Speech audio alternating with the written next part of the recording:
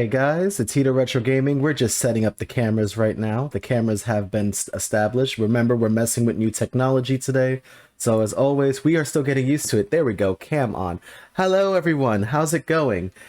Welcome to another Hito Retro Gaming special Retrogade stream where we talk about all of the retroness and give you guys the retro bomb. So, today we're going to be going into forgotten titles and games that probably deserve some more love than they've gotten in the past, which is all we ask for. We ask for more love for these games at the very least. But joining me today, I have two special folks. Always a pleasure to have here, and I'm going to start by introducing them, but first I have to actually be smart for like a very, very quick second and click on the stuff that I'm doing and then also undeafen. So, first one I'm going to introduce in camera B is Manksalot. So let me just get their feed on right now. Boom. There we go. Feed is on. Manksalot, you are on. Howdy, folks. All right. Good to see you here. So, introduce yourself to the folks. Hi, I'm Manksalot. I stream a fair amount on Twitch under that handle. You can call me Manx for short, or D. He, him pronouns, please and thank you. And I've got a few Lost series I've been thinking about, been playing a bit. All right. And what do you primarily stream on Twitch? Animal Crossing's my bread and butter. It's a foundation that the Empire's being built on. I've been getting a lot of Cozy Grove in as well. And some variety on Fridays and Saturdays. Been streaming a little bit of Knockout City, at least last weekend. That's a pretty cool game. I recently just got into the game with Waffles. We just kept throwing balls at each other all day. Right on. I'd love to get some games on that together. Definitely. All right. And in our C cam, which I'm about to unleash the feed, one sec. And Supa, you are on. Howdy, hello, Hito. Happy to be here. Happy to be here. Supa, introduce yourself to the lovely people. So, you can call me Supa, you can call me Prince. My full name on twitch.tv is SupaEXE. I am primarily a variety streamer, and variety, I mean that very, very heavily. I've been doing a lot of DJing lately. I've been doing a lot of first-person shooters, exploration stuff, RPGs, you name it. If it sounds cool, I'll do it or play it, whatever the context is. Including Hatofu boyfriend. And the pigeon dating simulator. I forgot about that. Oh, also something else I should probably mention. I am they them as well. All right. So, y'all heard it here, folks. We are going to be talking about forgotten series. Also, to show off the beautiful streamers that we have featured here today, we have their clips shown in the middle screen of our stream. Yeah, I pulled some secret clips from both of your channels. So, interesting. You'll just see some random things happening in the background. You just see all of the random stuff going on. Oh, you literally pulled like random clips. Yep. You could think that one was from like one of my first streams. Yeah, that one was from one of my first streams. I forgot about that. Yep, you got to thank Twitch Guru for this. I'm allowed to take specific clips from the channel, and then boom, right there, we get the old stuff going on and some new stuff. You know, just to remember where you're at and where you are now. It's always a good retrospection to have. Absolutely. It's I was like thinking that just the other day. It's like we're thinking retro, like retro versions of you guys just on the screen right there. Who would have thought? Who would have thought? That is super neat. Mm-hmm. Absolutely. Very, very neat. All right. So we got stuff to talk about. We got to talk about these forgotten titles. So we're going to start off with the easier question, which is what is one system that you started out with when you were a child? Like, what is one system you started out with? N64 I think I'm... was... Oh, Ooh, go ahead. All right. I'm gonna just. I think we might have to do the you first Jinx. sort of deal. Okay, so Jinxed. I will actually start us. Supa, start us off. All right. Since I have the honor, thank you, Hito. Um, yeah. So one of the first, I believe, the very first system that I ever had, whether handheld or in-home console, I believe the very first one that I ever came in contact was actually the PlayStation 2. Um, I wasn't sure if it was the Dreamcast or the PlayStation 2 because they showed up in very similar time spans, and I was a very young child at that. But yeah, it was between the PlayStation 2 and the Dreamcast, both phenomenal systems. All right. Manx, you're next. Fantastic. Yeah, the first console I really remember playing on was Super Nintendo, but the first one that I had was an N64, which I had to really sway my mom in order to get that in the house, and that fortunately kind of opened the floodgates. But N64 with a copy of GoldenEye, it's my first like home video games. You prayed to the hot tub Jesus just so you can get yourself an N64. Before you ask any questions, we've been talking about hot tub Jesus a lot in stream ever since ever since Twitch actually made that new pools, hot tub, and beach category. There's this one particular streamer that just has Jesus in a hot tub, like a picture of Jesus just in the hot tub with meditation music, and I'm like, guys, don't say such unholy things. Hot tub Jesus will judge you. I just can't help it. It's you gotta love that. They Endless supply of holy water. endless supply of holy water. There's just another one also of just Gerald in the bathtub for like 3 hours. So there's that as well. But back to the question. The amount of jokes I've made about that. Yes, back to the question. Back to the question. So back to the question. What was the all right, starting system? See, I forgot my own question. That's what happens. My starting system was the Super Nintendo. However, I also went backwards and got the NES as well, but the Super Nintendo was definitely my big stream craziness, and my cousin gave me a box full of games and was like, "Here, Squirt, take this." And Super Mario World was in one of them, and I also had a few other obscure games, which I'm actually going to bring up one of them very soon in the Super Nintendo lineup. But that was I think you had a perfectly good chance. I'm sorry to interrupt. Go for but it. I was just going to mention, I think you had a perfectly good chance to say, it's dangerous to go alone. Take this. No, my cousin was not that like forebodingly kind. It was more like, here, take this and start something. Like, here you go, Squirt, take it. Just no. He's very aggressive about it, but then at the same time, he's like, I love you though. And if somebody starts something with you, I will beat the living snot out of them. Like, that's how it is. That's how it goes. So now this is where it goes into, with your very first system, what was one game that you have not seen in circulation in years? And this time we're gonna have Mank start on that one. I had one spring to mind actually. Extreme G, which was like a motorcycle combat racing game, futuristic sci-fi setting. I only had the first one. I know that at least one more came out, G2 or something. And I think that it was also on the N64. And I would have to check. I think that maybe the series did stop after that. But it was, to me, always felt like an underrated title. Um, it was difficult to master, but like really had a lot of play value to me. Hmm. All right, Supa, what is one game in your starting systems that made you think, I don't see this as much anymore, or it's gone?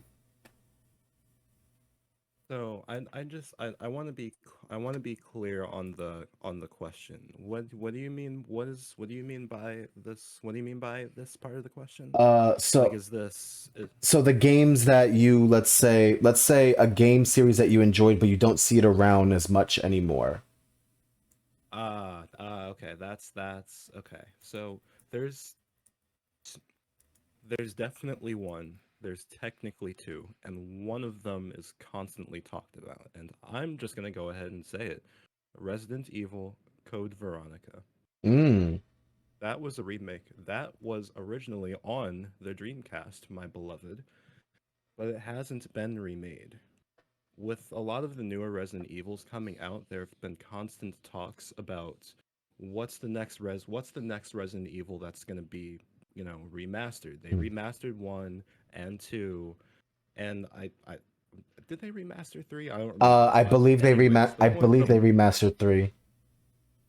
I Okay. think so. So nonetheless, Code Veronica came out before 4, and technically we already got a Code Veronica HD thing, but or not Code Veronica, a Resident Evil 4 HD thing, Hmm. but yeah, Code Veronica is something I haven't really seen in circulation other than the very dedicated Resident Evil fans desperately wanting a full top-down thing. The want is there, but it just hasn't been made, which I personally think is heartbreaking.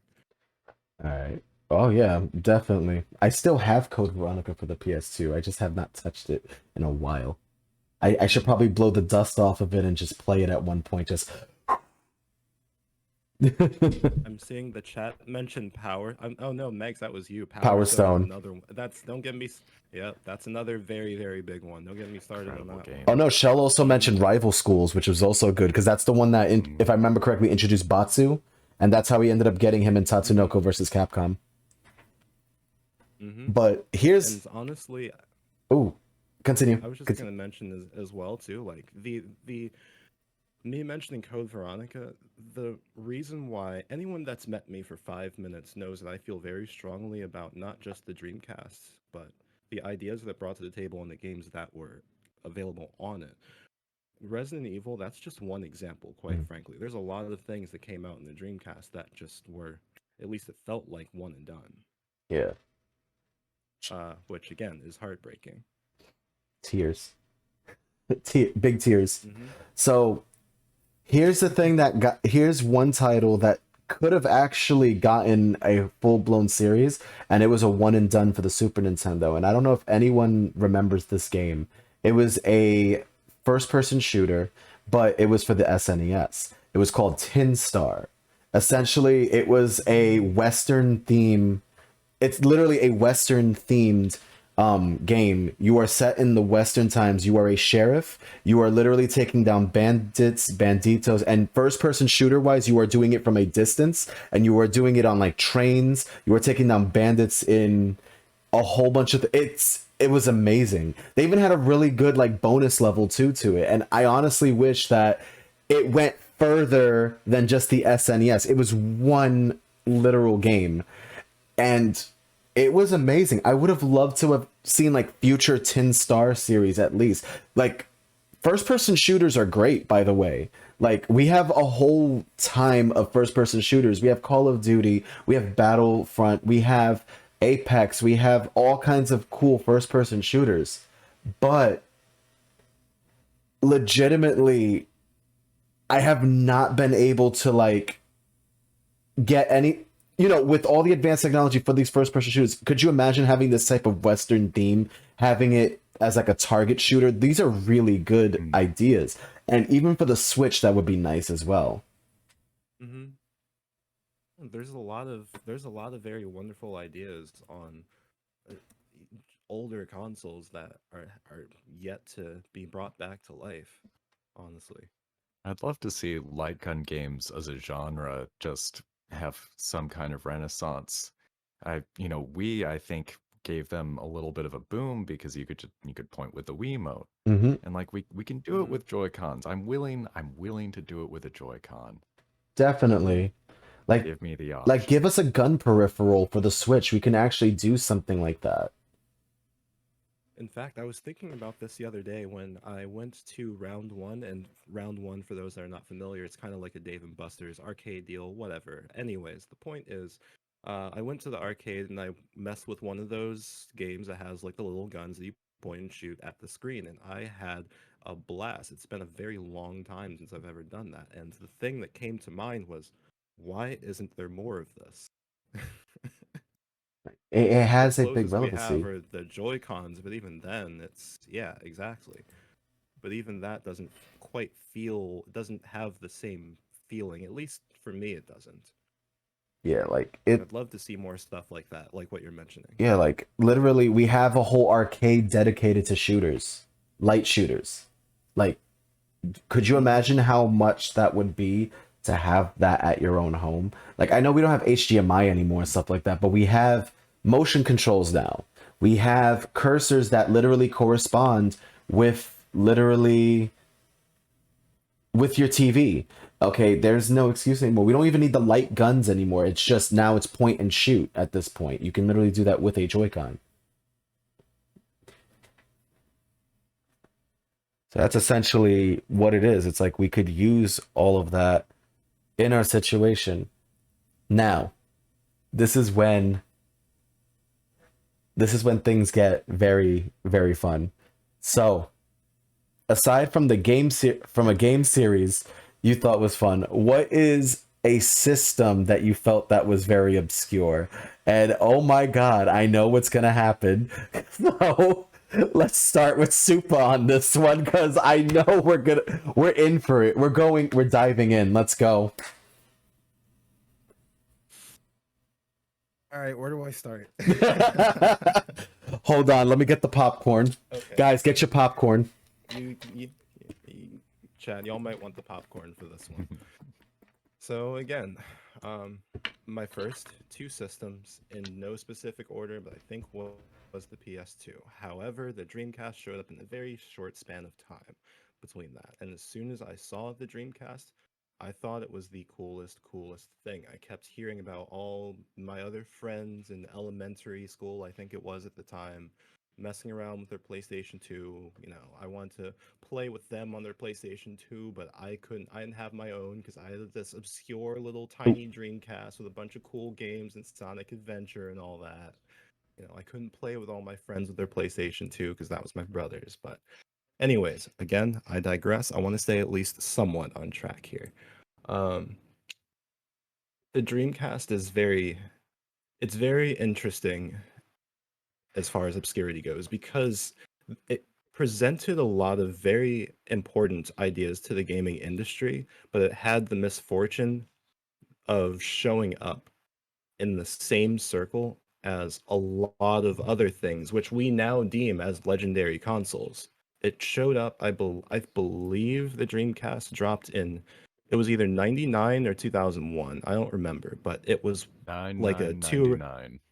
That's the There you one. go. Thank you. But yeah, so it showed up within a 2 to 3 year span of the PlayStation 2 dropping, the GameCube dropping, and the first Xbox dropping. Those are some three very, very big whales to try and compete with. So, just like the Wii U, for example, I personally don't think the Wii U was that bad of a console. It just got overthrown by the Xbox One and the PlayStation.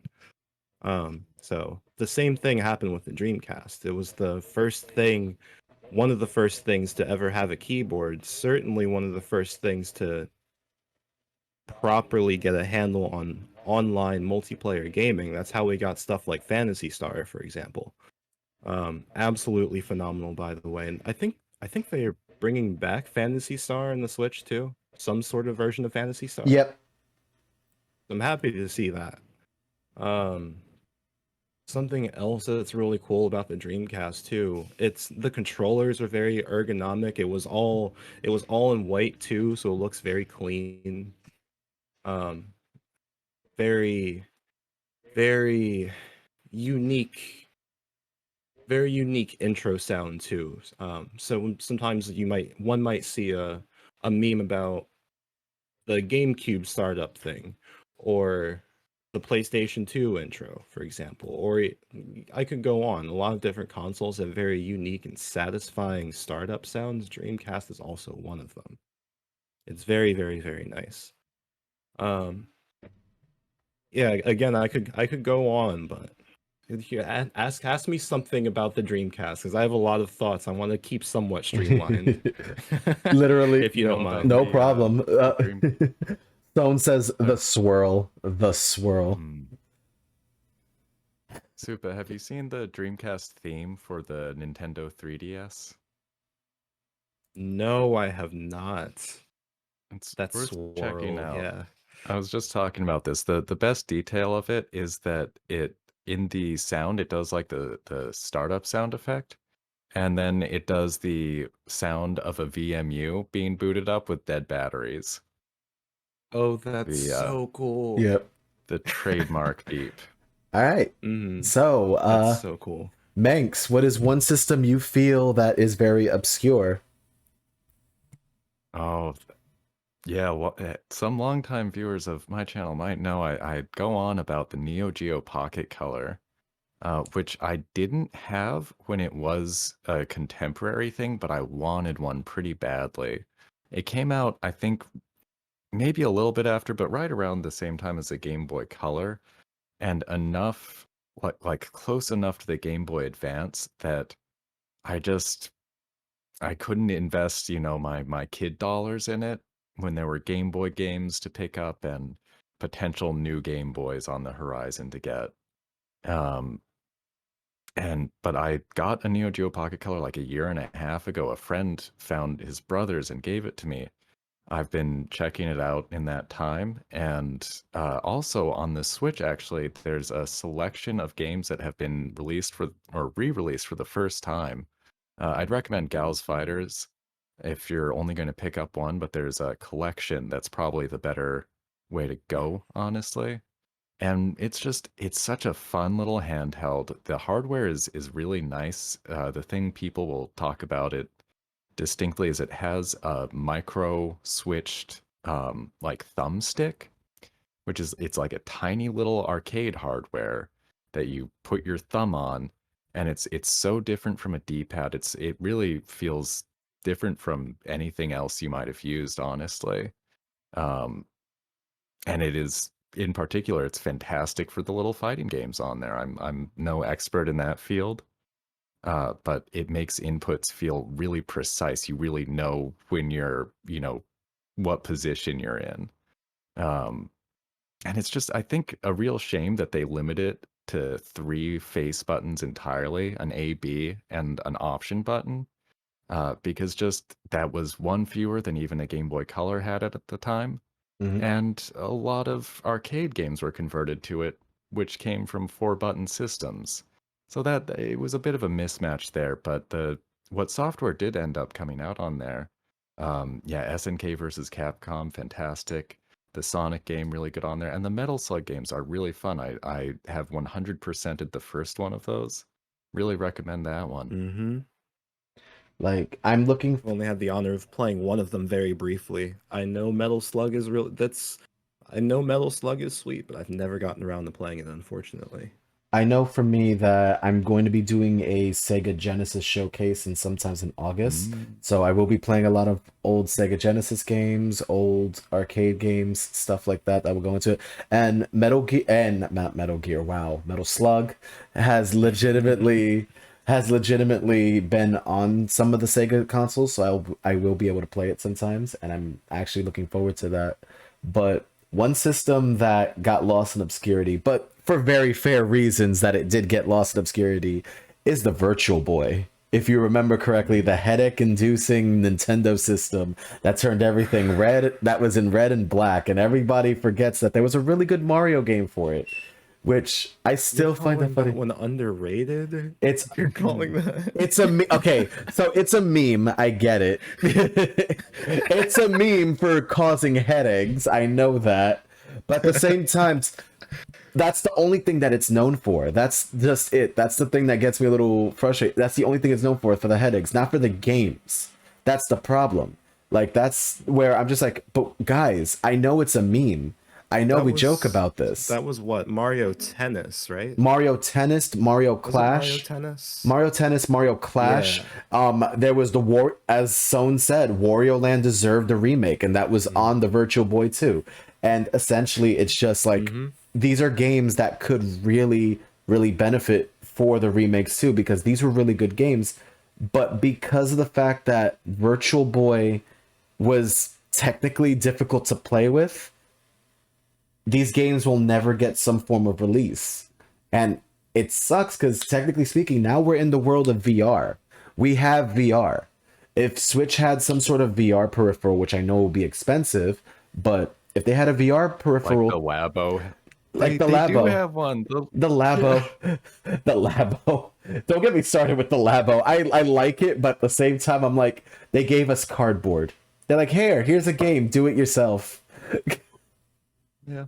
That's essentially what it is. But that's why I consider the Virtual Boy to be obscure, because the thing is, we all joke about how much of a headache that the Virtual Boy has given us, but we don't talk about the games that are in the system. And that's the point of obscurity where it comes into it. And that's where I could really just talk about the Virtual Boy all day. Because it's like, name me 5 games for the Virtual Boy and say some, and then we can talk. Don't tell me, oh, that red Oculus Rift that causes the headaches. Yeah, that thing. No, those boomers. Red Oculus Rift. No. Those boomer zoomer goggles. Those things. Yeah, right there. We're talking about it. But yeah, I've never heard that before, but I'm glad I have now. but that's essentially what it was called. I'm never gonna look at it any differently. I hope you realize that now. Much love to the Virtual Boy, but Listen, I can say I'm a hipster when it comes to VR headsets now, because I'm like, listen, I was doing VR before it was cool. You remember that? Boomer zoomer goggles. They're for boomers. They zoomer you in the game, and they're goggles. amazing. But I have to say, could you imagine Among Us done on the Virtual Boy? That would be hilarious. Funny enough, here's the funny thing. Among Us gives me a headache. Among Us gives me enough of a headache. I'm without the Virtual Boy. But funny enough, this is another joke right here. Among Us used to be technically considered obscure before it started populating really crazy. The game came out 3 years. The game came out 3 years ago, and all of a sudden it became popular. So this is a really good question where I have to ask this now. When does a game... Hi, Gemini. How's it going? Yes. How's it going, Gemini? But I will say this. When does a game go from obscure to completely, like, famous? Like, everyone wants this. They need toys of this. They need this in their life. It is important. Like, when does a game go from obscure to that? Twitter trending at this point. Twitter trending at this point. I was gonna say that's a very... Well, first off, it is a very interesting question, but it's a very complicated answer. But the Twitter trending one, I heard that, and I'm like, not wrong. I think the first time ever, speaking of Among Us, the first time I ever found out that it was really something that I should hop into was the first time I saw Corpse trending, for example. That whole group, in between Corpse, Saikuno, Ray, all of them, I think that was around the first time that I found out that Among Us was something that I should pick up sometime last year. So yeah, Twitter trending definitely makes sense. Yeah. I think even more so on that, YouTubers have done it. YouTubers definitely do their thing. Twitch streamers do their thing. They can make a game famous, especially ones that are like well seen. Like we have Alpha Rad, we have Chelka Conroy, we have all of these really cool YouTubers. And then when it comes to Twitch streamers, we have Harris Heller, we have Ash Said Hi, we have, I consider her there. She's an ambassador. We give her all of that love. But yeah, like we have all of these really cool Twitch streamers, Twitch partners, Twitch ambassadors that are really good at selling a game. on their channel, and then everyone's like, hey, I Mm-hmm. want to do that. That is what I want to do. And that is essentially where it goes into it. That's technically our way of that's our current way of going now into this. So that's something that I can say is a big deal. Also, Mikon, thank you for the raid. I appreciate you coming in. But overall, now this is where it gets complicated because now that we're talking about now I'm going to ask this question regarding in the past. How did a game go from obscure to absolutely great in the past now? Mm. You said from obscure to absolutely great Like in absolutely, the past. yeah, like absolutely famous, great. Words are hard. Mm. No, I Yeah. understand. Words are definitely very, very hard. Hmm. I don't know. It's really hard to it's really hard to say. I guess the Manx. Why don't you go first again while I think on this one? In terms of like series, it's not one I can speak about in depth, but it has been interesting Mm. to see Fire Emblem go from a really obscure niche title that wasn't, being brought over for many years in games until I think the Game Boy Advance one was the first one that was actually localized, and now it's one of Nintendo's bigger, more popular franchises. Really surprised when the Switch one came out. I mean, I've played a little bit of 3DS Fire Emblems and enjoyed my time with it. Didn't like stick through entirely, but appreciated it. Um, and the Switch one just seemed very, very popular. Uh, and Mm. that's one where like honestly, like the tactical combat, I would have thought would keep it still in a niche territory, especially. Just wouldn't think that it would have a mass appeal of like in-depth strategy RPG mashed up with the relationship management thing. Um, aren't I don't necessarily think of those as being, like peanut butter and chocolate together. Um, but I mean, not to say it doesn't make sense the way that they do it, um, and having, I guess, those relationships play into it mechanically. Like I see how all those bits and pieces end up working together. But it's just funny because I remember when like Melee had Marth and Roy, as I recall, to start out, just being like, I don't know who these people are. I don't entirely care. Kind of interested, but Path of Radiance was the only like GameCube one, and I just wasn't getting that many GameCube games. Um, but now it's just really interesting to see Fire Emblem as this huge thing with a mobile spin-off and everything else. Mm. Mm-hmm.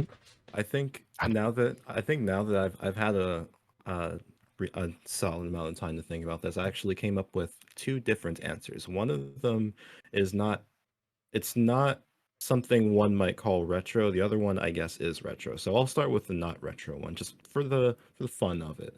I bel I don't remember how long ago it came out, but anyways, Titanfall is a very, very, very, very neat first-person shooter. It's got your explosions, it's got your walking around in massive mechs that can shoot missiles, lasers out of the chest, all of that. And then you're fighting other people that can do similar things. It has a really cool plot, all of that. But when the very first one came out, a lot of people did not like it. I remember when I worked in a retro video game store before, like selling, fixing NESs and all that for a little bit.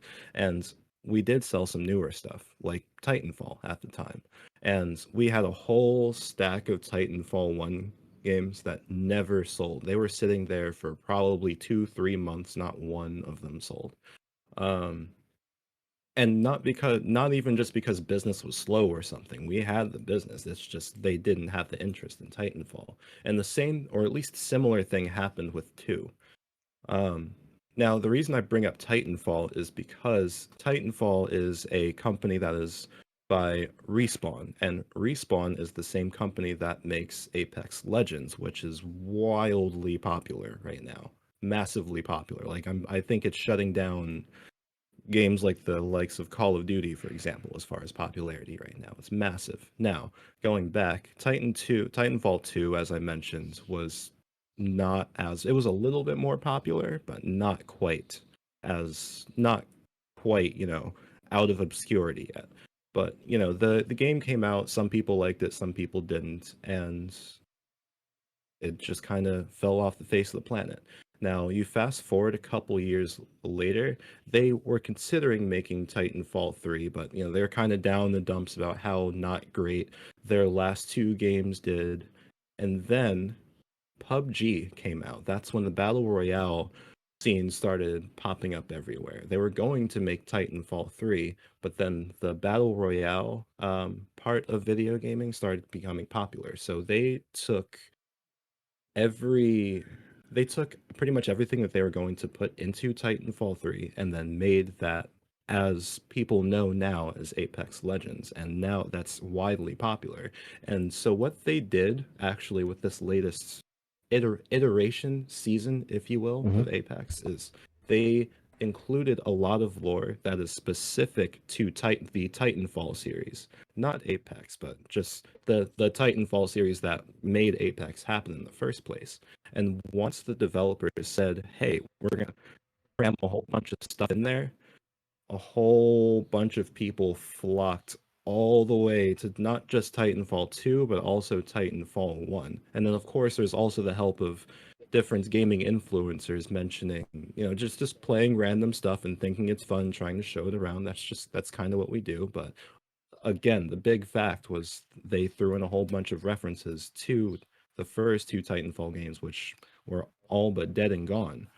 And it went from being effectively a dead game to having now an official Titanfall day.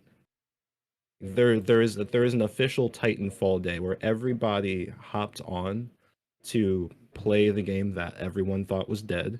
And I think it went from maybe a couple hundred, barely 1,000 people online to somewhere around 5 digits in one day.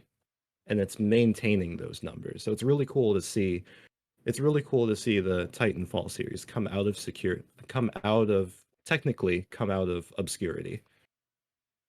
Hmm. And of course, it has explosions and mechs and all that too. that always will do a thing.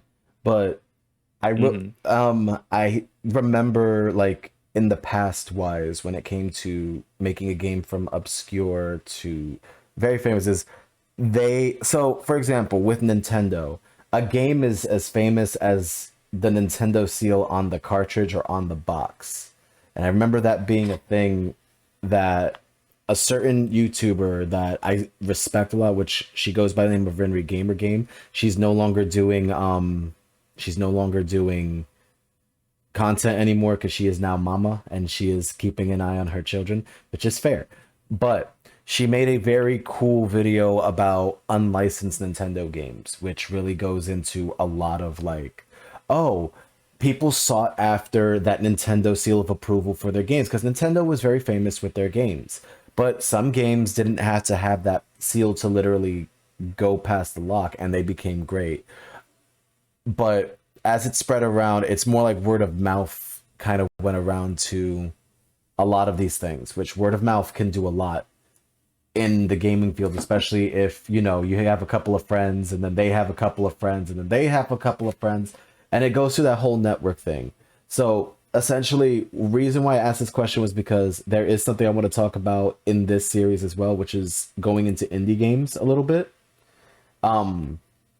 And honestly, I talk about this a lot. When it comes to indie games, they either are very famous and then they go obscure, or they are very much not tethered to, which is why I brought up Among Us beforehand. Like, it was very obscure, nobody knew about it. Then a very cool streamer or YouTuber made it very well known and fun, and now everybody wants to play Among Us. So this is another rule set that I have for indie games, and essentially this gets me very upset when it comes down to it. Indie games do not get the same respect as AAA titles, even when they have hit all the bases. Example, there's one game called Amori, which came out pretty recently. It's a really good game. It's a psychological horror game, and a streamer wanted to stream, a very cool streamer, very well-known streamer wanted to stream it, and got a lot of flack for it because it was like, oh, that game goes into depression, anxiety, and suicide, and that's going to be very triggering for some. However, and I'm going to say this as a thing, the game warns you about it beforehand, and of course, a streamer will always give you the trigger warning before the game goes on as well. Even more so on that, though, there are AAA game titles that go into that, and they don't even give you the warning to begin with. Final Fantasy has done it. Persona has done it. A lot of other AAA game titles have it. However, we love these games, and they're well known, and everyone's like, yeah, this game is awesome. I'm like, there's that preferential thing that happens between indie games and AAA titles, and that can actually get me very... I could go into this debate all day about how indie games get the shit end of the stick when it comes to their content, but AAA titles don't get called out for it either. So it's like, you can't really do that and the third for that, and indie games should get the same respect, if not... I mean, like, yeah, indie games should get the same respect for what they are giving as content. So essentially, because games are indie most of the time, it's essentially just they go into obscurity for that reason as well. And when I see AAA titles getting the same type of treatment, but they're getting the positive end of it, it's essentially just that.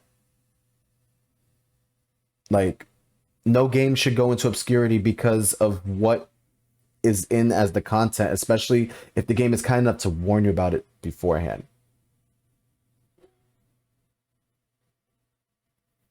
I forget. I believe the Silent Hill series had trigger warnings, didn't it?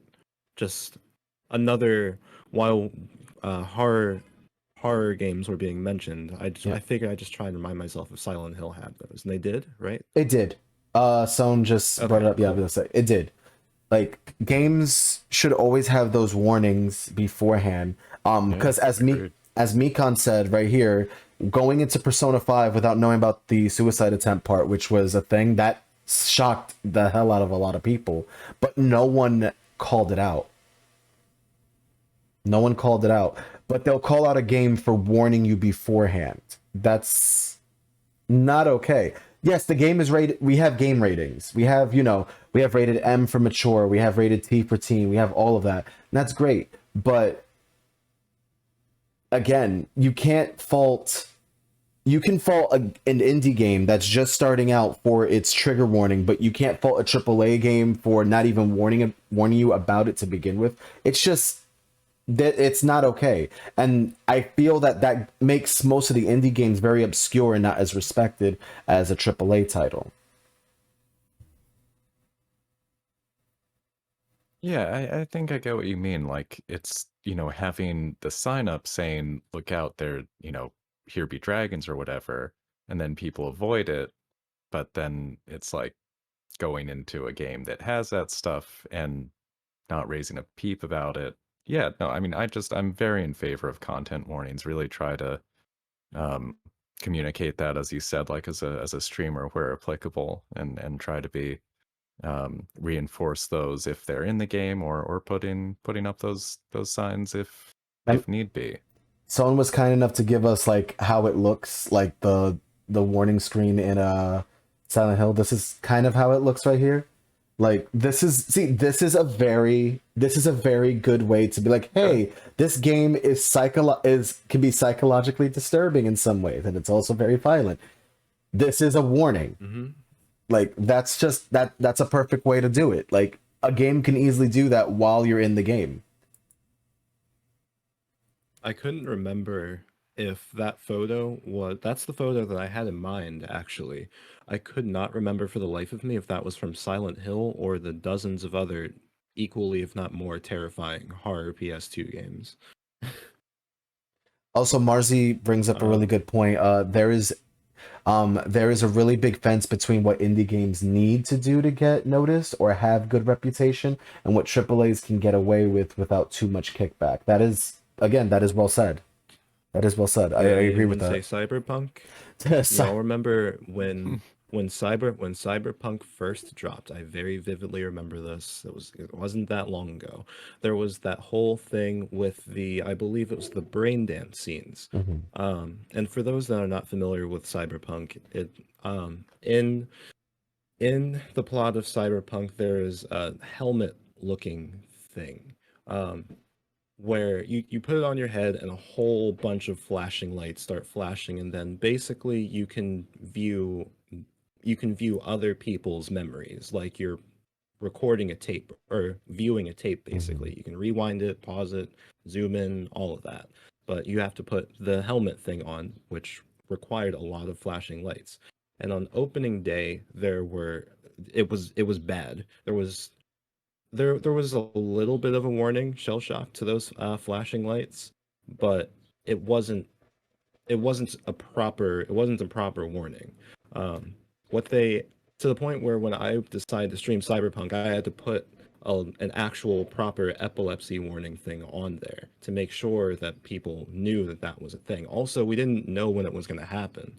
Either way, it just hurt. Thankfully, I'm not prone to epilepsy or anything like that, but it definitely hurt. So thankfully they patched it out a week or two later. But my point here is that something like Cyberpunk, which if I recall had a ridiculously large budget, probably one of the largest budgets I've heard since probably Halo, they can get away with something like that without killing the game. Whereas an indie game that's just now starting out, trying to get everyone's attention as soon as news comes out saying this game causes epilepsy or anything along the lines of that, there's a good chance that that can make the content be DOA, dead on arrival. Yeah. Like, have a look at this. Even another warning that we can use in a game. This is from Resident Evil. Look at this. This game contains scenes of explicit violence and gore. Really good way to do it. Not that hard to do. Like, it's not that hard to do. I remember that Nintendo games used to, like, censor Mortal Kombat, and instead of it being blood, it was sweat globs instead. And that was another way that it was done. I know, it's weird, but still. But essentially, like, it's because of things like this that I get mad at companies that do really cool indie games, and then they go they become forgotten and obscure, or it could be bad marketing ploys. Tin Star, like I said before, was a good game that could have gone into it. The Sega Dreamcast could have actually been one of the top systems as well, if there was some better marketing ploy too. Or better yet, to go again, it went out during a time when It was it. hmm the I timing don't was think the terrible. best. I genuinely don't think the best someone in the world could have the strongest silver tongue I've ever seen, pure silver, all of that. I don't think there's an easy way to beat the PS2, Xbox, and GameCube at the same time. Yeah. Unfortunately, as cool as that would have been. Marcy says, in my eyes, gore and violence might be necessary to convey a story, but things that can medically maim people, like flashing lights, I don't understand why that can't be excluded or worked around in every game. Another thick fence between being emotionally triggered and physically affected. Exactly. Absolutely. Absolutely. Exactly. It's the same when you think about it, because there are some games that go into very deep and very lifelike medical procedures, and I know some people have heart problems when they see those, because essentially you're looking at a surgery procedure happen. I know there's like essential like heart races that happen, and that can actually cause some situations and stress as well. Not just it being emotionally triggering, but also physically affecting somebody too. But overall together, like, that's why I wanted to go into this topic, because there's a lot of titles. Now that we went into the negatives of it, we can go slightly into the positives of some of these forgotten titles. Like, example being I have another question, which I have a question. The question is, which game would you like to see a sequel of in your forgotten game, in your very favorite forgotten games? Which game would you like to see a sequel in? Manx, you first. Oh no. Oh gosh. It's hard to. There's a couple that it really would be hard to pick two. Because Star Fox is pretty dead. F-Zero is more dead though. I think I would have to say I really want a new F-Zero.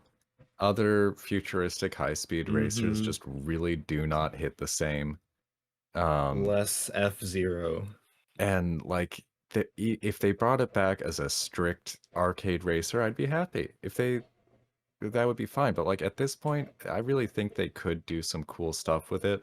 I'm not saying it has to be like an open world racer, although I think that could actually be really cool and well done. That sounds bomb. I like I'm it. not saying they have to build in an RPG quest system like they have done with other F-Zero games, but you could maybe add some RPG elements in there, who knows? But it's like it's a good property. I mean everybody knows who Captain Falcon is, right? I'm, Everyone's always I, everyone's always quoting him. Falcon. Pawn. yeah, Show me your moves. we're ready. The knee. Falcon kick. The knee. The knee. It's Oh like, yeah, you no. know, F-Zero is F-Zero was so much fun. It was so much fun. Because I couldn't afford Mario Kart at the time, so I think the only options I had were F-Zero and Kirby's Dream Ride, I love Kirby's Air which Ride. good I would choices. also like to see more of that. By Yeah. the way. Which Supa, you're next. All right, so easy answer.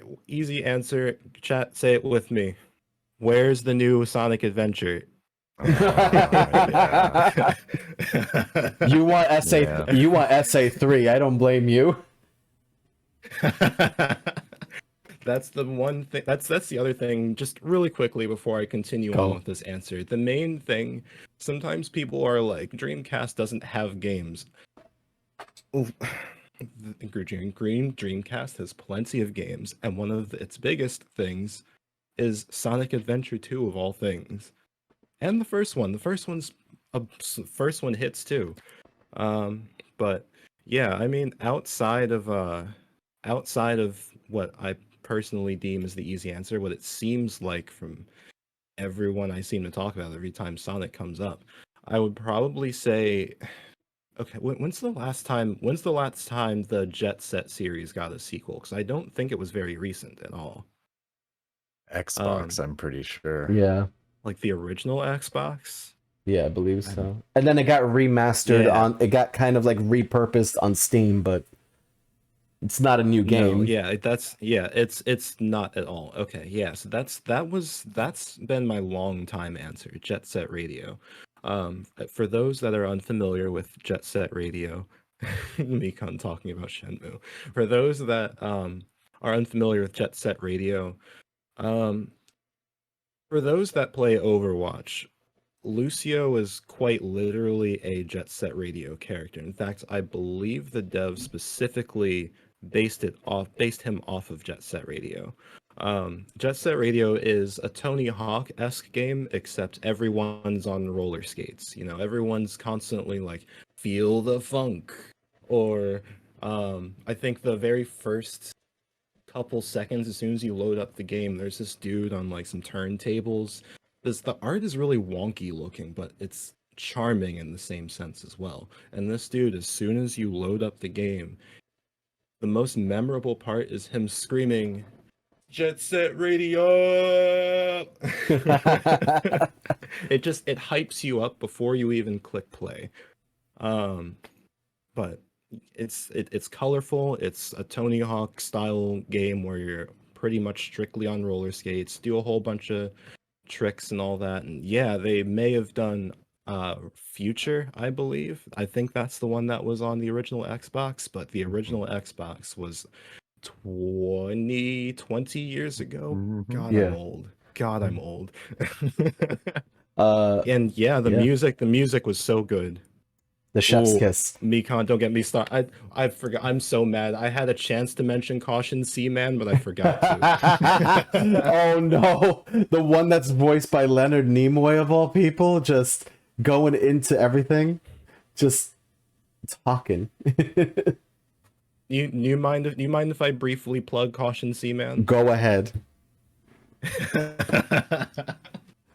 Oh God. Okay, so Caution Seaman. Um, um, Caution Seaman is also for the Dreamcast. It kind of has a Nintendogs kind of vibe, you know. You have an aquarium, and the fish in the aquarium have faces, which, if I remember right, you can customize. Or there might have even been a camera where you can put your own face on that fish. But everything that's in that aquarium that you're taking care of in this Nintendogs type of environment is voiced by Leonard Nimoy.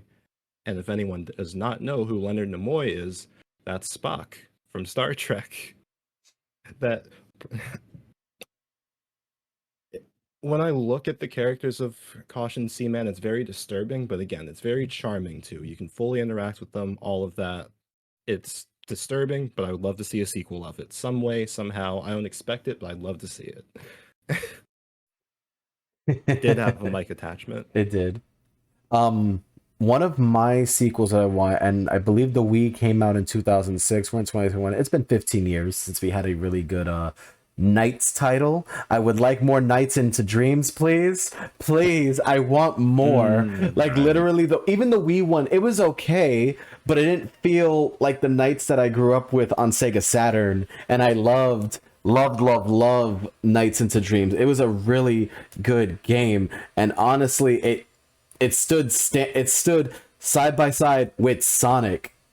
Like, there are so many Knight references in Sonic. Literally, the Knight's Pinball is legitimately from the game Knights in Sonic Adventure. You go to the Casinopolis area, the whole pinball machine is Knights references all over the place. I want more Knights. Like, I want more Knights into the Sky. I want more Knights into Dreams. I want more Knights. Knights is a really cool IP. It's a really cool character. I love the concept of Knights. I love going into people's dreams. I love those little fun mystical senses of just like it's a trip. It's a dream. It's a mind trip all together in one. You're fighting nightmares? Awesome. You're fighting the sovereign of nightmares? Awesome. You're helping people have good sleep?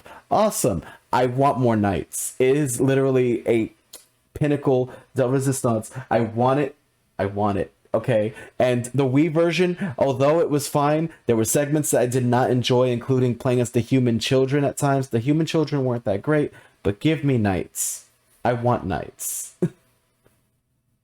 I've been meaning to play Knights for a while, and it's funny too that you mentioned Knights, because if you go on Steam and get the Dreamcast collection for $5, Knights is actually a part of that. That whole Steam collection is really nice too, because if I remember right, that's Sonic Adventure 1, 2, Crazy Taxi, Knights, and Bass Fishing, and then something else, some rhythm game that I don't remember. Base Channel 5, I think. Yeah.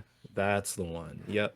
Oh, for like $5 or something, and like it's Knights is on there. Yeah. It's a cult classic that I believe dates all the way back to Sega Saturn, right? Yeah. Or is it Genesis? It is Saturn. Which, by the way, hold on. Mikon mentioned there's a new game that the art style is like Knights. You're talking about Balan Wonderland. I played the demo. No, don't compare that to Knights. I'm begging you, don't. Like, listen, the game is good. The aesthetic is great, but Balan Wonderland was like a big disappointment for me, honestly, because I was looking forward to it. It had the Knight aesthetic, and I was like, it had the Knights aesthetic, and I'm like, this game looks really good. And then I played it, and then I'm like, the camera's off. One, the camera is tricky in that game. I'm just like, why is the camera like so off right now? Like, it got me sad. I was like, you gave me hope just to take it away. How dare? How dare? Yeah, not the gameplay. The gameplay was... But guys, we're getting into this. We're getting into the thick of it now. Are you guys ready for this? The thick. The thick. Oh, yeah. The thick with 5 C's. All right, but we are going. Just how I like it. Yes. Yes. We are going into our top 10s list. There's a reason why we have alphabets on our camera. There was a reason why we had alphabets on our camera. This is not a tier list. This is the top 10s list. There's a top 10s list. That's right. So the whole thing of this list is top 10 games that need a remaster in your situations. So you guys have 10 games that you wish that could be there, and which ones have priorities. You get to choose which games. So we're gonna start with our number 10s. See, putting these games into any specific order is going to be very difficult. Yeah.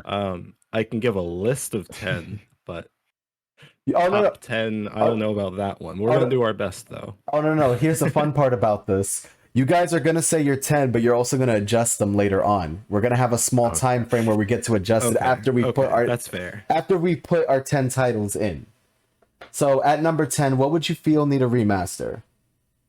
Starting well, we're gonna go over it slowly. So for my 10, I honestly would like to see a Chrono Trigger remaster in the style of Final Fantasy VII Remake.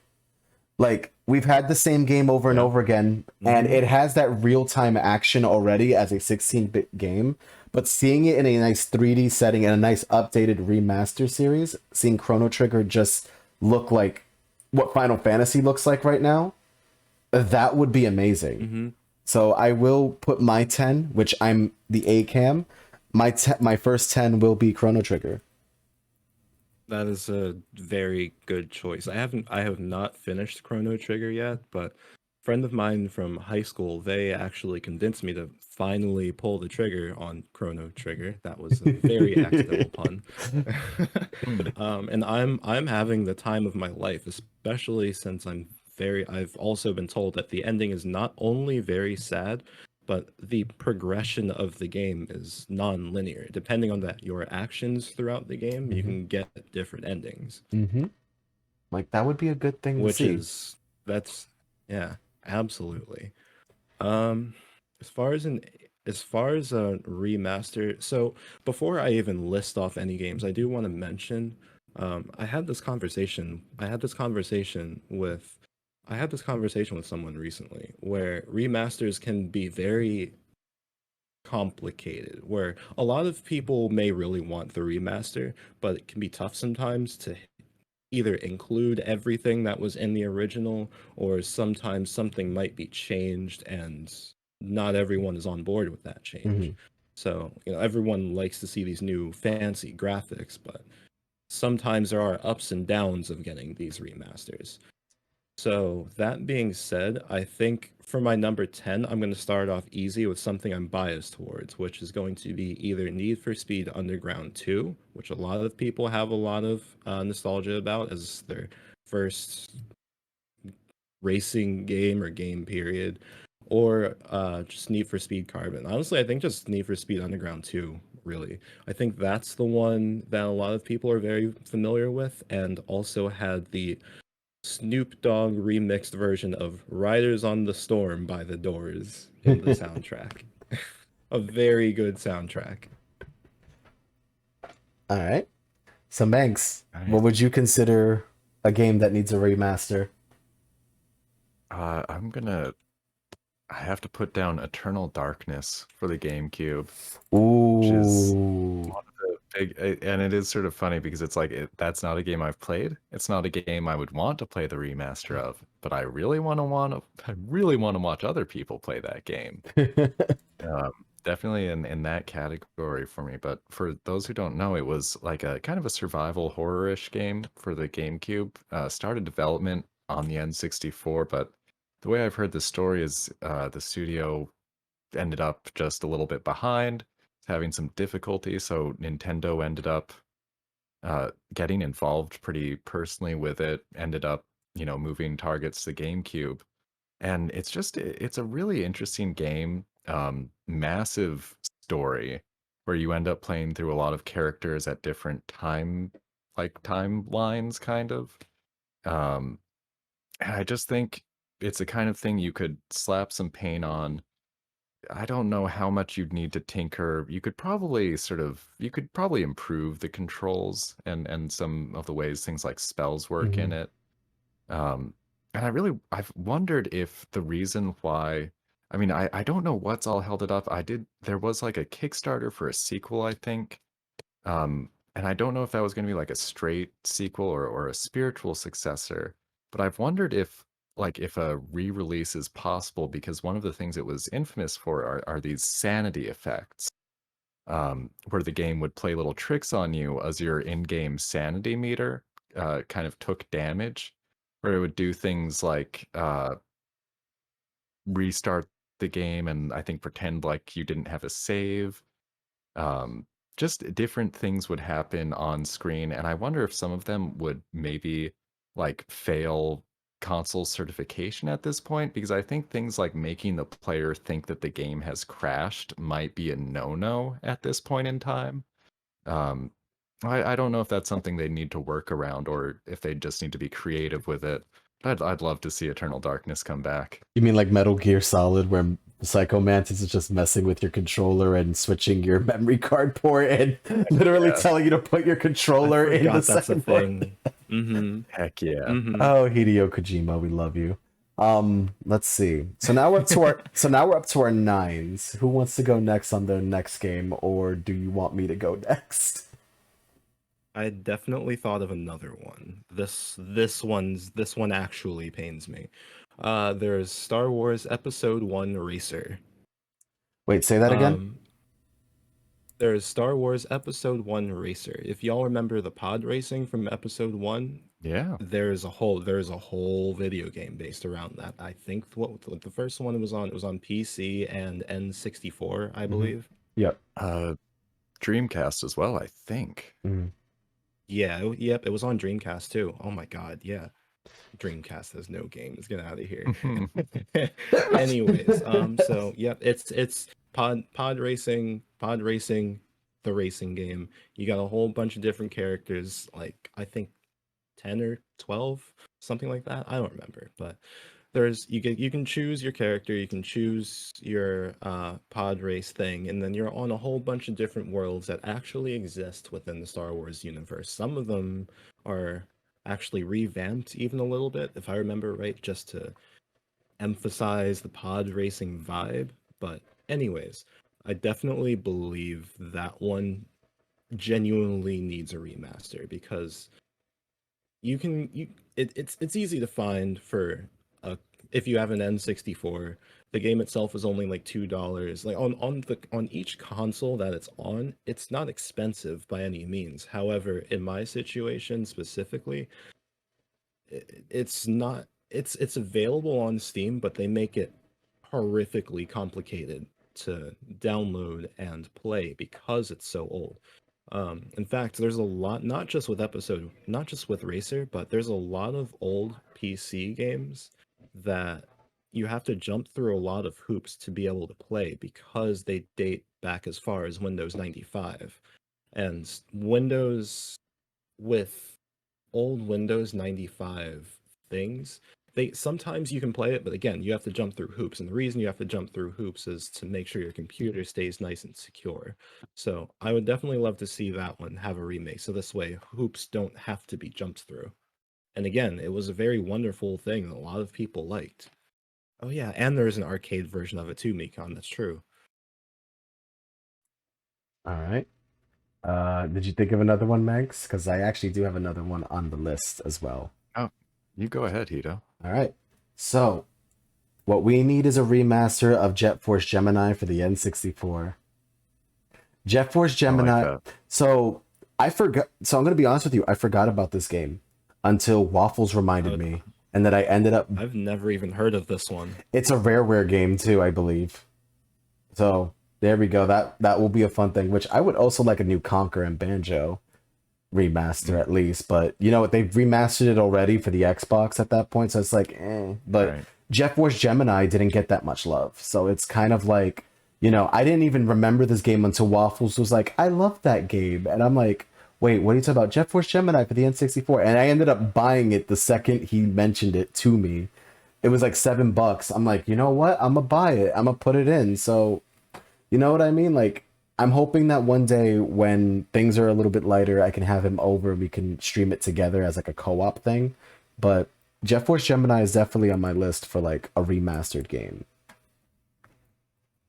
It's essentially so do you guys remember Star Fox? Do you guys remember the Star Fox Adventures game that was for the GameCube? It kind of plays yes. it kind of plays like that, except it makes much more sense than, I dig it. than Star Fox playing like Legend of Zelda for a second. Like I was like, wait a minute. I like this, like, mind you, I will say this, I liked Star Fox Adventures. It was different, but it was unexpected. That was the thing. But I expect Force Gemini to play as what Star Fox Adventures did.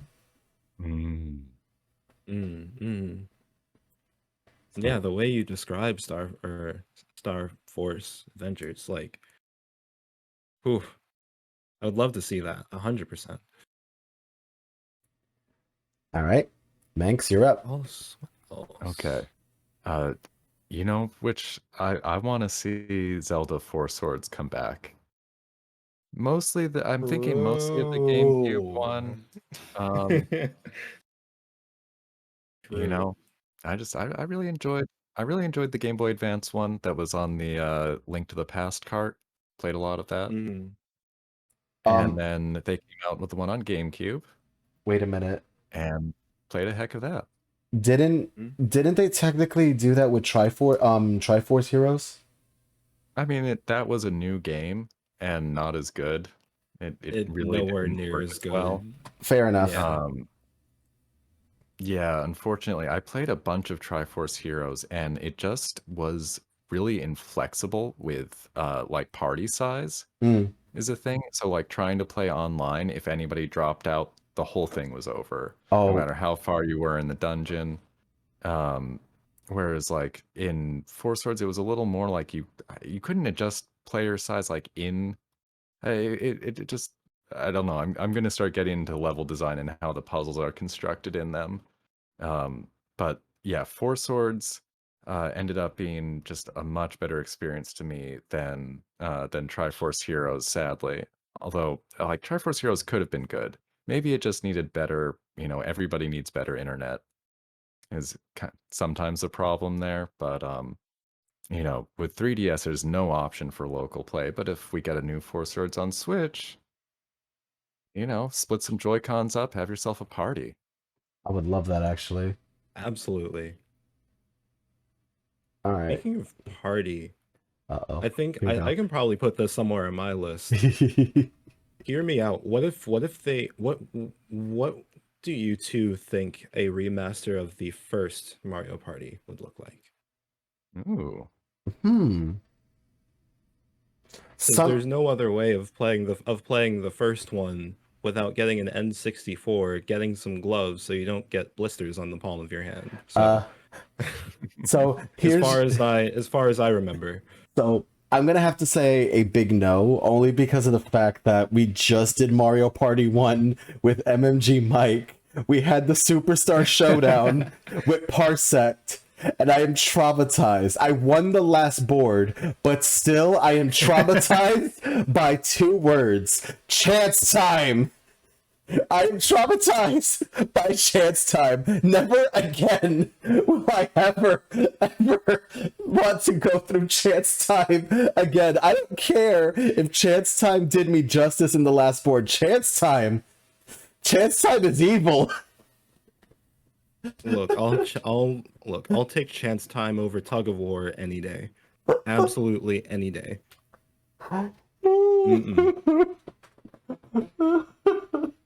If I wanted to destroy my hand, I think the only video game I've ever played that destroyed my hands more than Mario Party 1 Tug of War was like Dragon Ball Budokai Tenkaichi. Where like sometimes you two might throw an attack at each other at the same time, so the little battle animation was just like going like that constantly for I think it lasted as long as 30 seconds. Like, it's ridiculous. But yeah, no, I feel you. I absolutely feel you, Hito. 100%. But Mario Party 1 for your 8? Terrifying, to say the least. Yeah. Okay. Yeah. I say it weekly. Just, okay. Just... It still, I'm sorry, it still scares me. Mike brought back the trauma, and I'm just like, every time I hear chance time, just war flashbacks. You just see everything. You hear "In the Arms of an Angel" at every moment, and it's just so bad. It's so bad. Um, oh my god, my brain, guys. I would like to see I would like to see the original Mother remastered. I could use. Listen, Oh yeah, that's a good yeah, one. like Mother is my bread and butter, and I love Earthbound. I would love to see a remastered Earthbound because they were close to doing a 3D version of it for the N64 disc drive, but since the disc drive didn't sell well, we don't have to do that anymore. And since Reggie's gonna keep literally just messing with me every time with Mother 3, even it's Terry Crews approved for Mother 3. Like, come on, that should be a thing right there. Like, yo, Terry Crews said that he would like to see Mother 3. Can we get that, please? Now, mind you, I have an English cartridge right here. Like, we're good. I can just play it at any time. But can we get an official release, please, where I don't have to resort to English patching a game? I want the Mother series to be somewhat remastered. If I had a nickel for every time I heard that, I would be very rich. Oh my goodness. Yeah, no, Mother is a very, very, very good series and is certainly one worthy of this list. 100%. Like, I would literally, like, listen, I would just like, if anything, remake the original Nintendo one, because that one was very difficult to even get through. Because every step I take, I'm like, is this safe? Okay, I'm taking my next step after the battle that I just had. Another battle triggered. I'm like, oh god, no, not again. Stop this nonsense. Stop this tomfoolery. Can I take one breath without something coming at me? I'm like, I heard you breathe. I heard carbon dioxide enter your body and you expelling oxygen. We must fight this second. It was just, damn.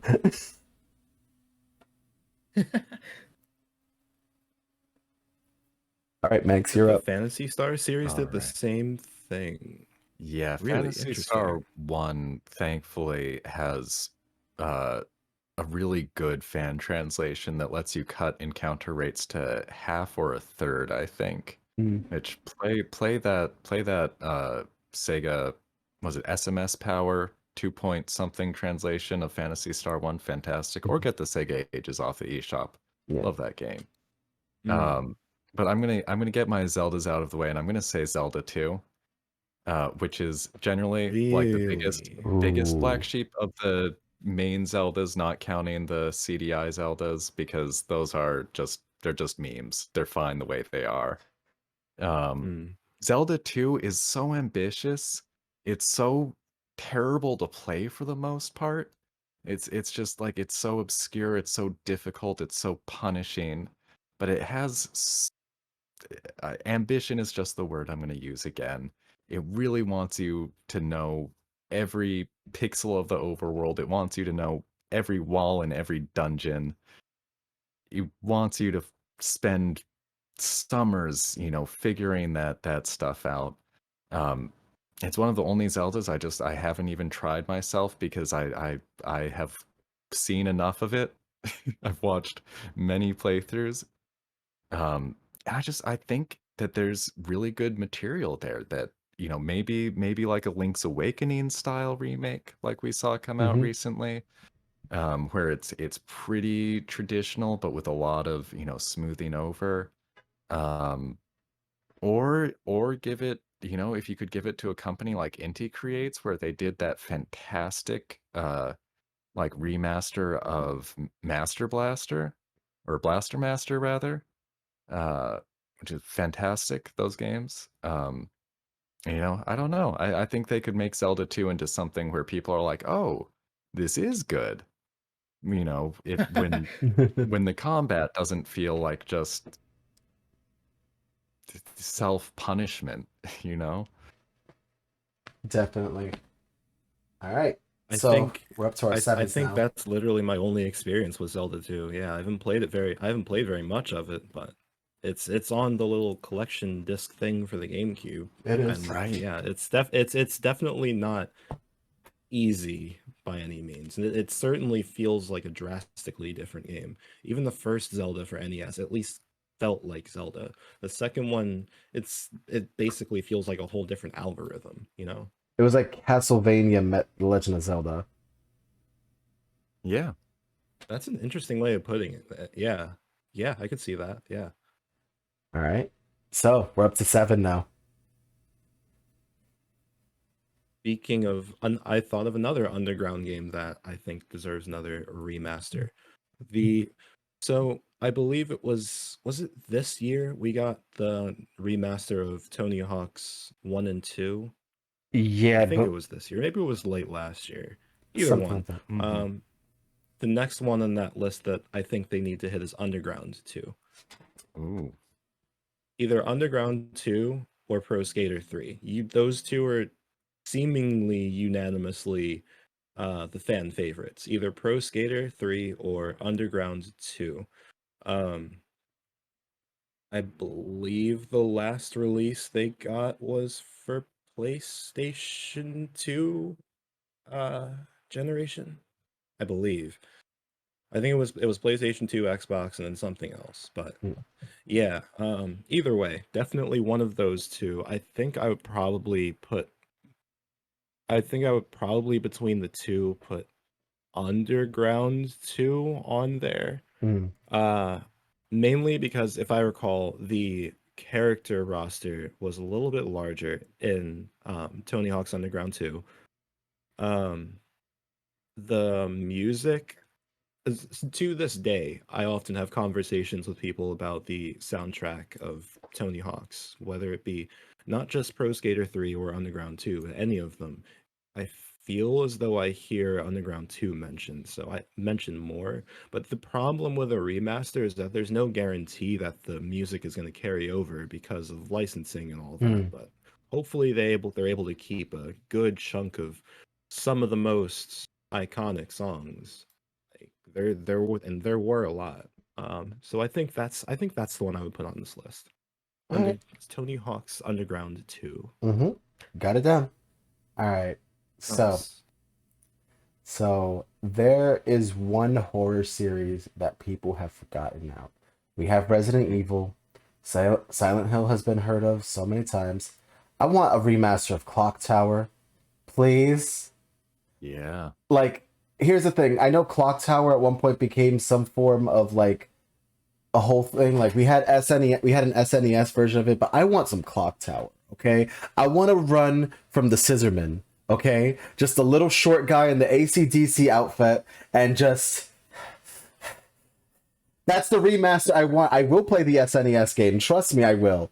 But oh my god, I want a remaster of Clock Tower. Please. That would be awesome. The game was disturbing. It had multiple ways to die, including at one point being chased by bugs out of a rotten meat in the fridge. Have the bird literally just like start stuff with you, where the bird's just like swirling around like, I'll get you. And I'm just like, yes, please, more of that. Death by bird, bring it on. I got you. Come on, I'll turn you into a roast duck. Let's go. I am 100% set. But seriously, the game was, oh my god, the game was great. Like I enjoyed Clock Tower for the SNES, and I hope to play that soon for like Halloween or something, because I am planning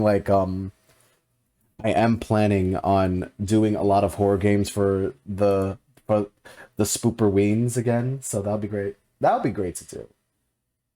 And we could use more Clock Tower. I need that in my life.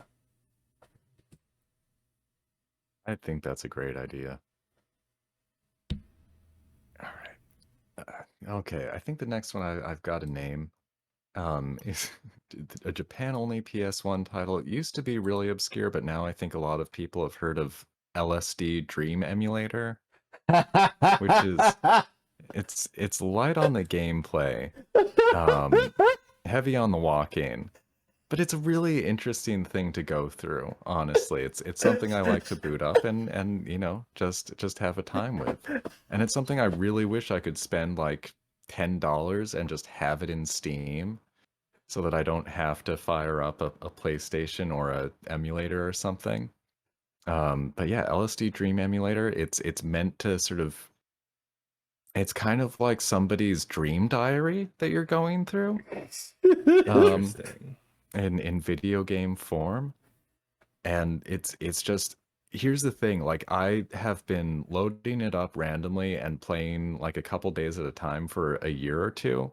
And the fact that like this one disc PlayStation 1 game keeps just coming out with stuff, just sprinkling in things that I've never seen the game do before, and can just sit back and take it in. It's a good one for those. Should have been on the Dreamcast, that's true. True, yeah, definitely. All right, guys, we're on number 6. We're getting halfway there. There's so many good ones that I feel like there's so many crucial ones I feel like I'm missing. I feel like I'm only skimming the surface of ones that I actually want remastered. Now I'm just going into, I think for most of these I'm just relying on my nostalgia, you know. There's stuff that I haven't played in a while and I haven't seen any new things of it. But I definitely, stuff like LSD Dream Emulator, that's something that I genuinely forgot about. And I'm really upset that I did. So I don't know. While I'm still trying to figure out more, and we have time to rearrange this, so that's fine Yeah. anyways. But if we're not going to get a new version of Left 4 Dead or Portal, honestly anything from Valve, if we're not going to get a third version of any of them, the least we can do is get a remaster of one of them. Please, at least. They all came out forever ago. I think my personal favorite out of the big name Valve stuff, that being like Left 4 Dead, I guess yeah, TF2 counts. But yeah, Portal, all of that. I think the main one that I definitely would like to see a remaster of, especially, would probably be, I guess definitely Portal 1, because again, if they're not going to make a third one, the least they can do is give us the remaster. That's what they've done with a whole bunch of other games. If they're not going to put out a new one or completely redo the whole thing from top to bottom, the least they can do is spice it up a little bit, spruce it up a little bit for new gen stuff. Yeah, that would definitely count for that. So game, idea, stuff, nouns, sweetie. Someone said it in the chat already, and I'm gonna say it. Fatal Frame needs to be remastered. Yep, I was gonna point that out too. Fatal Frame absolutely needs to be remastered. As terrifying as it is. Listen, I want a selfie with a ghost. Hello? Like, listen, I could just be like, hey, creeps, how you doing? Listen. Hold on. For Instagram, right here. There you go. Hold on. Oh, just, there we go. Right there. Good. We got the pictures. We're all set. Don't worry, guys. I'm a professional. You pretty much described the whole game, considering the whole game basically is from the perspective of a camera lens. Yep. Be great. So do you want a do you want a sepia filter or do you want Valencia? Just tell me. Instagram, the horror game. Hey, Polar Knights. That's probably the best way that I would describe Fatal Frame. Like if pieces of Silent Hill, if Silent Hill was played through an Instagram filter.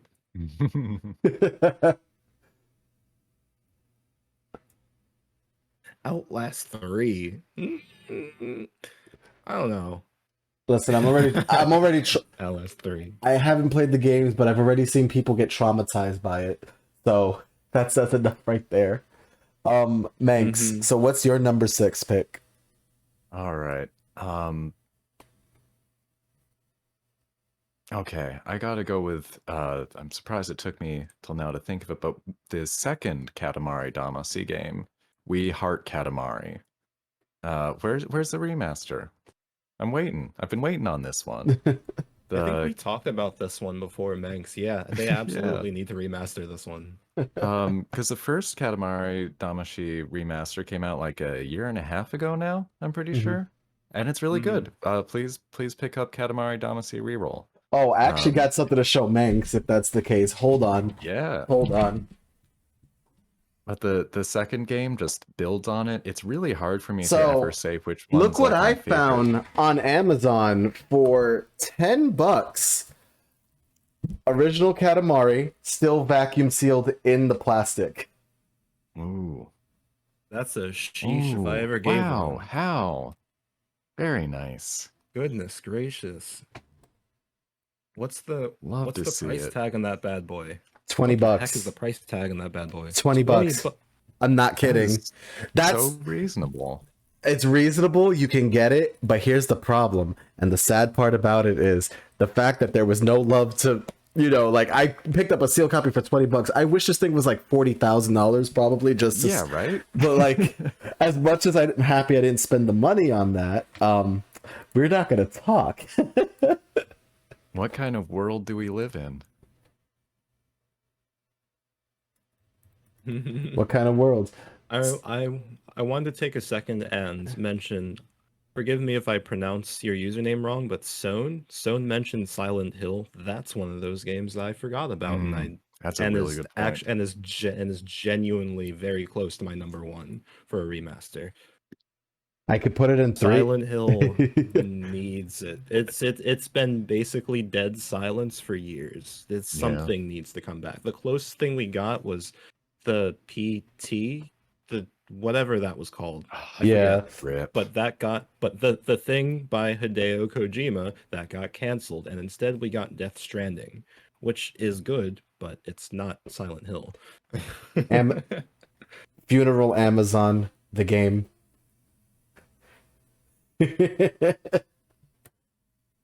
Pain. Well, another game. So yeah, definitely 100% that. Another game. Another game? Yeah. Another game that PlayStation has forgotten and was one of their IPs from a long time ago. We got a remaster Jumping Flash. Come on. I love me some Jumping Flash. Wow. Okay. And I actually have it for just in case the Alphabet Challenge calls into. I haven't played 2. I only played 1. So just in case that happens, this will be the J game in the Alphabet Challenge, but this is a game that I want to be able to do on speedrunners. Because this is one of those games that you can actually speedrun with no problem. You just have to know where the spots are, and that's it. Your speedrun is good. You can just jump to one area, to the other area, to the other area, to the other area, and then that's your speedrun. That's it. Like, that's legitimately what I'm trying to do. So I would love to put Jumping Flash, get a remaster of that going on, because that was a really good game to go into it. It was heavily Japan. Wait, what console? What console was Jumping Flash? PlayStation 1. I don't know why they sent it to me in an Xbox One box, but I am planning on making I like to make I like to recreate the covers of games, so I am going to most likely recreate it, but Jumping Flash was definitely a really fun game to have.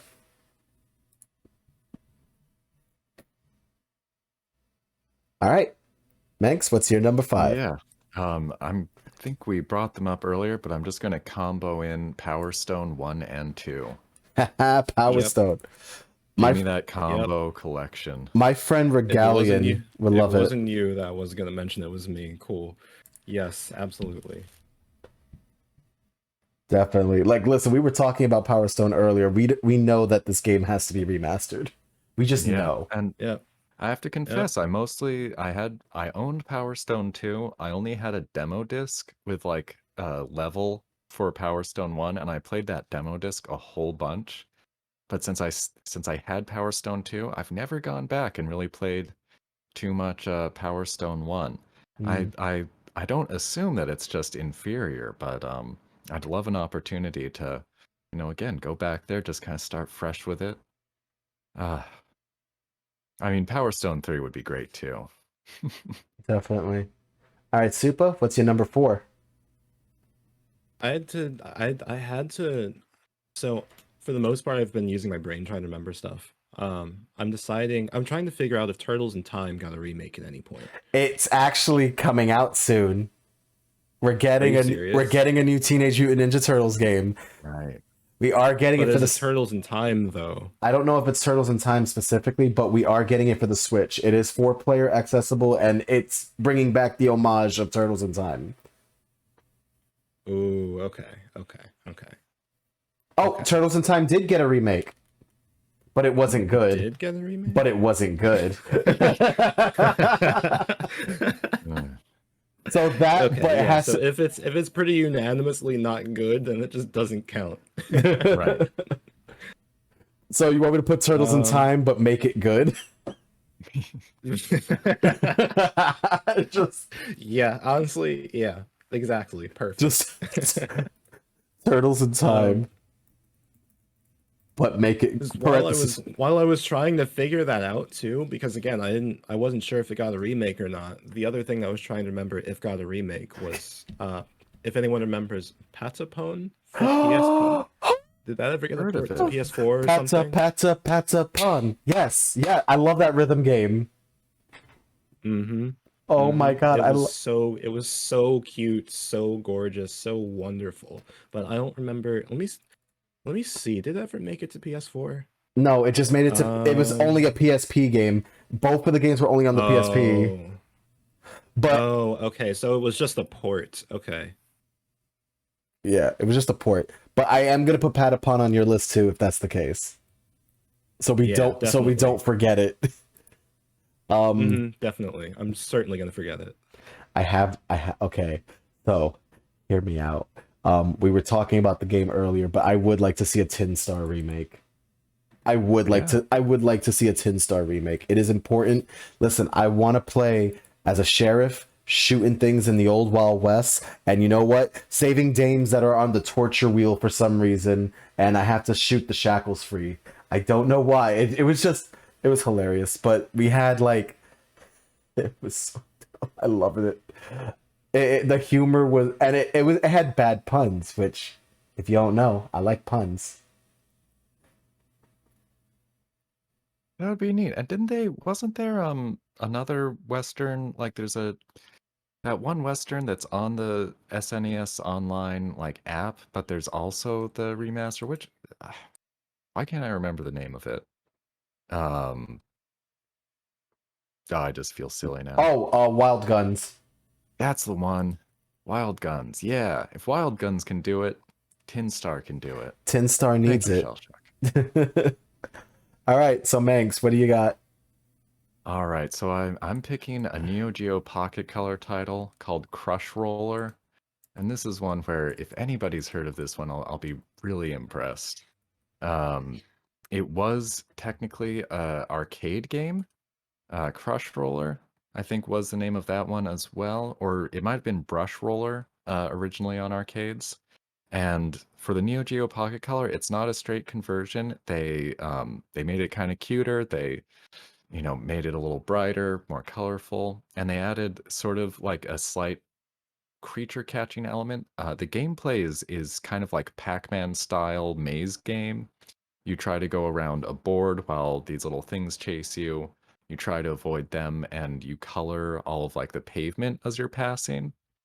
So it's sort of like a reverse Pac-Man. Rather than eating all the pellets, you're trying to fill the board while avoiding the enemies. And then these little animals like appear and leave tracks, and so you try to capture them so that they stop ruining what you're doing. And it's a very tight little game. In terms of like, for a while it was a big trend when Pac-Man was really popular to try to come up with your own kind of maze game like that. And this is one of the only ones I've played where I I really like what it does. And for myself, I'm like lukewarm on original Pac-Man, you know. But Crush Roller, I'll pick up and I'll just play a few play a few boards of that. That will definitely be amazing. All right, let's see. So we have Super for Patapon. So many different things I've never even heard of. Yeah, right. So cool. You know what's funny? I was thinking about this for a while, and I don't think I remember this game that well. But actually, no. I would like an actual remake of the Ape Escape series. Oh, heck yeah. I would like an Ooh, actual. absolutely. I want an actual remake. I don't want a report of the PSP that we got, which, by the way, Spike's voice got me mad. I'm sorry. The new voice for Spike, I got used to the deep voice where he's like, hiya! Oh, this bites! Oh, I was used to that very deep voice. And then when I got the PSP version, I'm like, now he actually sounds like a kid and I hate it. Let me throw this game out. And literally, it was just. They even okay, so how to put this? They even had the nerve to literally cut out one of the button options for the PSP because they changed it from the jumping the L and R to the X. And I'm just like, this is weird. I don't like this. I don't like this remake. I don't like this this because it was called Ape Escape on the Loose. It was for the PSP and it was supposed to be a general port for the regular Ape Escape. And I'm just like, no, this is not. No. I need me a new Ape Escape game that sounds good. I wish we got Million Monkeys, but that was only a Japan exclusive. And I'm like, are you kidding me? How could you get rid of Sony? Sony, please don't do this to me. I'm crying over here. I need a new remake of the Ape Escape series. One that is good and does not mess up the port. And honestly, the voice didn't really matter much to me, but it made me feel some type of way. So, really quickly, while we're on a similar topic of platformers, how did you feel about Ukulele? And for those that are unfamiliar, Ukulele is the totally not Banjo 3E. For fans of Banjo Tooie and Banjo Kazooie, how did you feel about Ukulele if you got around to playing that, Hito? Ukulele looks great, honestly. It looks great, but I've heard some things. I would like to generally play the game on my own so I can judge it myself. I was very disappointed with Nuts and Bolts because after being promised a Banjo sequel after so long, and we got Nuts and Bolts, which was basically Lego Drivers 4, I was not a fan. This was Minecraft Racers, and we know it. Okay, it was just terrible. I'm sorry, it was not the same platforming that go on. I did not ask for Roblox the kart racer. I did not ask for all of this. Listen, I'll keep coming up with more names. Trust me. I was so disappointed with Nuts and Bolts. Lego Drivers 4. Oh wow, yeah. Oh my goodness. Well, hey, I mean, I definitely recommend you give it a shot if you can, because I mean, yeah, you may have heard some things, but I don't know, it definitely, in my personal opinion, has that Banjo touch, but of course, it is the same game. It's made by mostly the same exact people, but it is a different game nonetheless. Which, by the way, Son actually said one of my choices, which was Klonoa. What Nice. in the heck is a Klonoa? Klonoa, oh my god. So Klonoa is a really beautiful platformer as well, with a rabbit character, essentially, wears a blue cap, has a Pac-Man symbol on the cap. It looks like a badge, Pac-Man badge.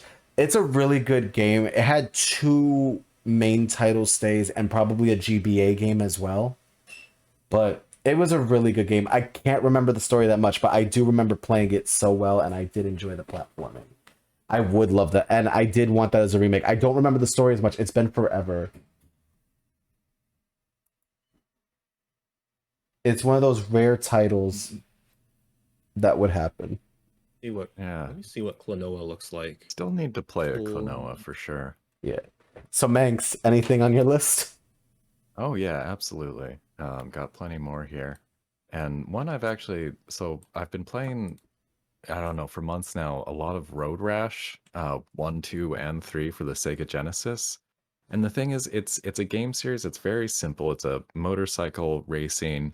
You try to get in first. The one sort of thing that does differentiate it mostly is that it has a combat button so that you can punch and kick other riders if they get within range.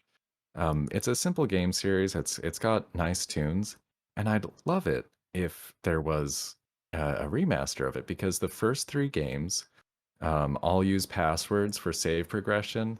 So I only play them in emulator so that I can just use save states instead.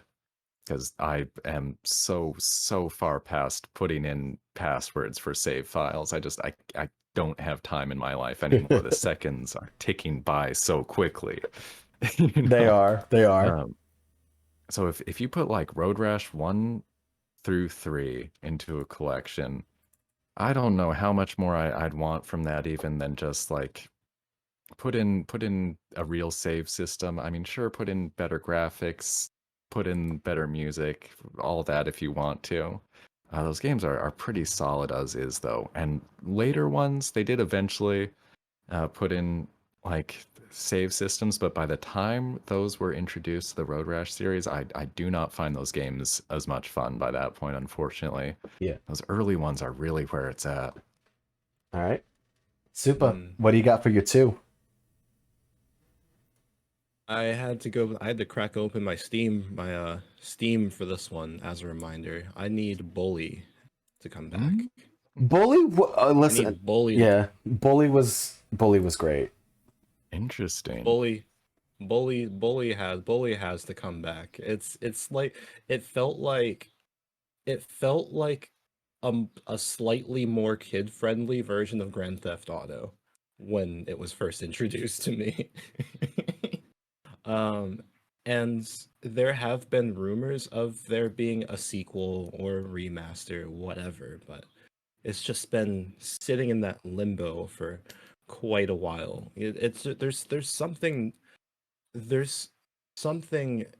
about like I said, some parts of Bully can be very comparable to Grand Theft Auto. You know, you're some awkward looking person just going around just bullying people like one would in Grand Theft Auto. The only difference is this is actually in like some private school thing. Like you yourself are the bully. So I don't know. It definitely had a lot of parts that were just very entertaining to me. The music was pretty cool. The controls, in my opinion, were a little bit wonky, but that's okay. Everything else was there. So yeah, I mean, the sooner the Bully franchise comes back, I think that would be pretty cool. All right. So Manx, what about your number 2? All right. Oh, this is tough. I've got a couple in my head bouncing around now. For number 2, for now, I'm gonna put Pokemon Pinball though. Ooh, I forgot about that one. Yeah, because that's a good one where you could bring that over pretty directly, and I feel like I can name the tweaks I just really want. Like rather than in the original Pokemon Pinball, you know, there was like a slight screen flash between going between the lower and the upper parts of the table, and I think that was just basically a hardware limitation that it couldn't scroll the screen fast enough to keep up with the ball at the same time. Yeah, but so, now we smooth can. that out. Exactly, we've got the technology. And apart from that, though, I don't know if there's anything else I'd change about it. Again, that's one I still pick up and just play sometimes because, you know, it doesn't have the most realistic ball physics. So if that's what you're looking for, you know, you probably want a different pinball simulator. But for that, you know, having the video pinball with kind of the extra meta game on top of it. Yeah. No. Solid. I buy it. I dig it. All right. So guys, my number 1 is a very classic RPG that was for the PlayStation 2. And it's by the same creators of Professor Layton, Level 5. Let's see if you know which one it is. Let's see if you can take a wild crack at this. It is called Dark Cloud.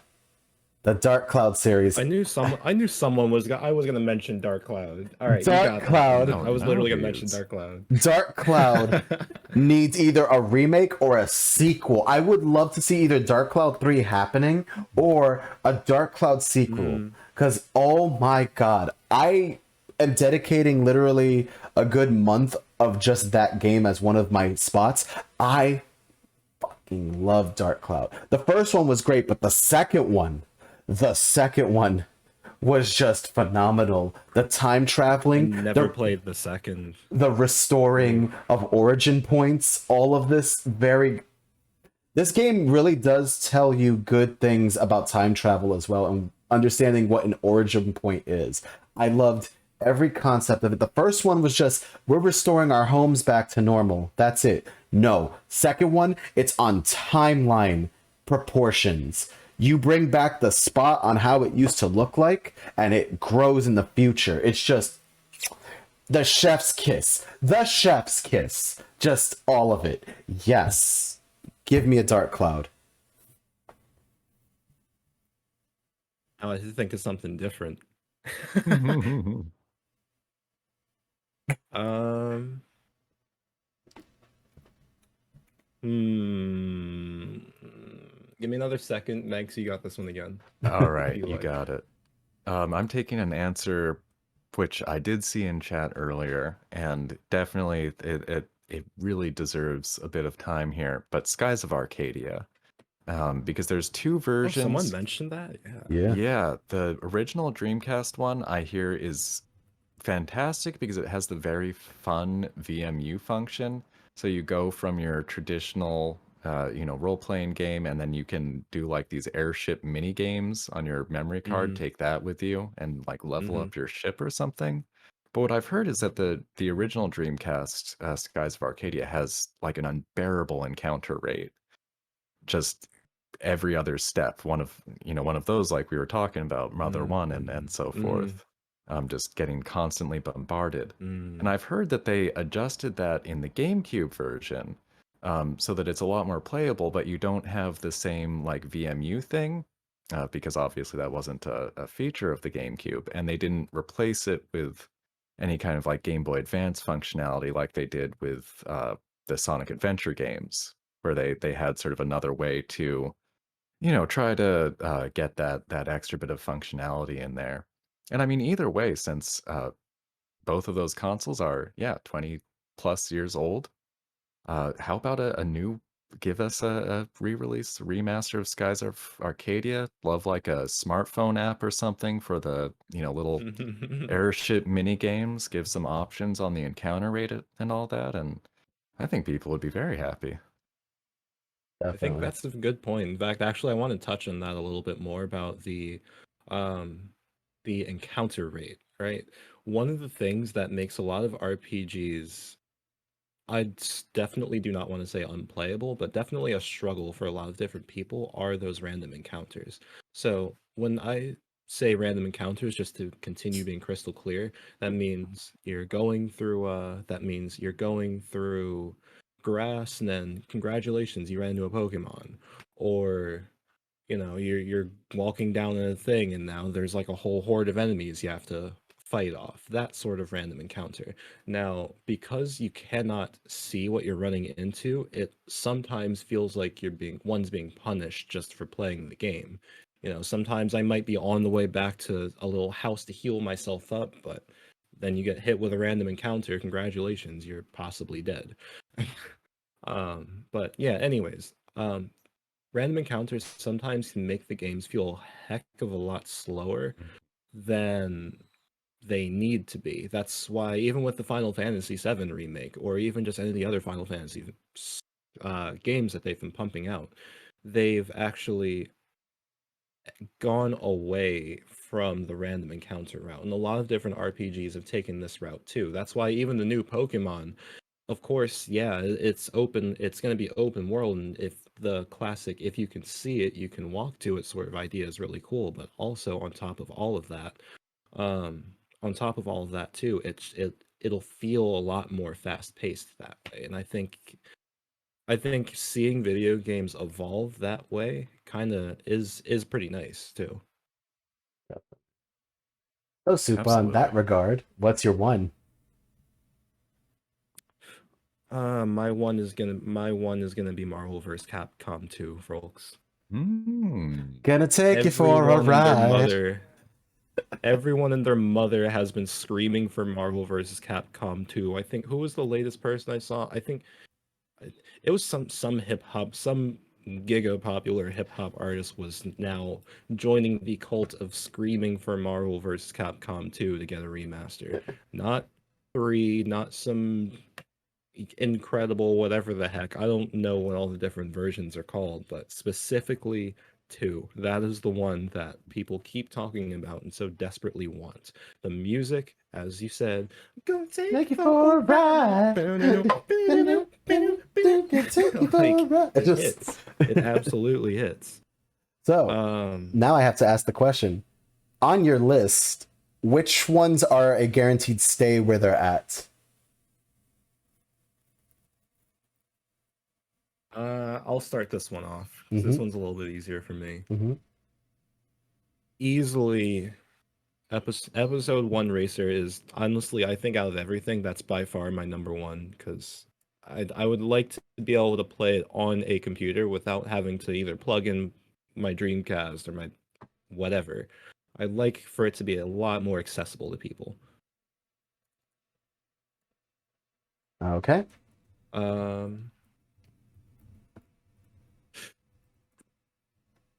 Definitely want to keep Underground 2, not just for my own personal nostalgia, but also because a lot of other people want that as well. That's been very much untouched. So, Again, I'm not sure what they would do with the music of it, but still. So you want it at number 2? Yeah, I'm probably going to put that one at number 2. Underground 2 for number 2. Got it. Understood. I get it. Oh no, I meant Need for Speed Underground 2. My bad. Ooh. But that is another one. That is another one I want to keep though. Tony Hawk's though. All right. So we're gonna just do that, and That's tough. They're like both the Underground 2s are tied for number 2. That's very frustrating. Then I could always just put it right next to each other. Fair, that works. I could just do this, just like boom, right there. Now they're next to each other, so it's like they're not really. It's just 2 and 3 are the same thing. All right. Yeah, perfect. Boom. All right. So your list is looking pretty good. I think I'm probably gonna bump Marvel vs. Capcom above Turtles in Time though, actually come to think of it. Got it. I really want all those things. So this is why I was avoiding arranging stuff around in a specific list, because I want all of them so bad. I really Yeah, do, it's tough. yeah. But make it And then good. it feels like I'm doing a disservice, especially the Marvel vs. Capcom. I feel like I'm doing a disservice to putting it at number 4, because It's more priority, I guess, in this case.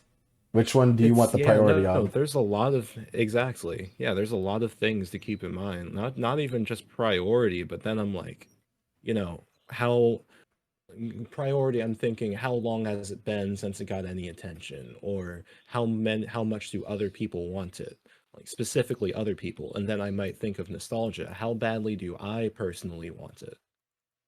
True. I'm just fixing up my list too because I'm just like, I like this. Mother is always going to be number 1 for me. No questions. No questions asked. I am a Mother fanboy. I love what I got from Mother. That's it. That's all I gotta say. When it comes to Mother, I love it. It's gonna happen.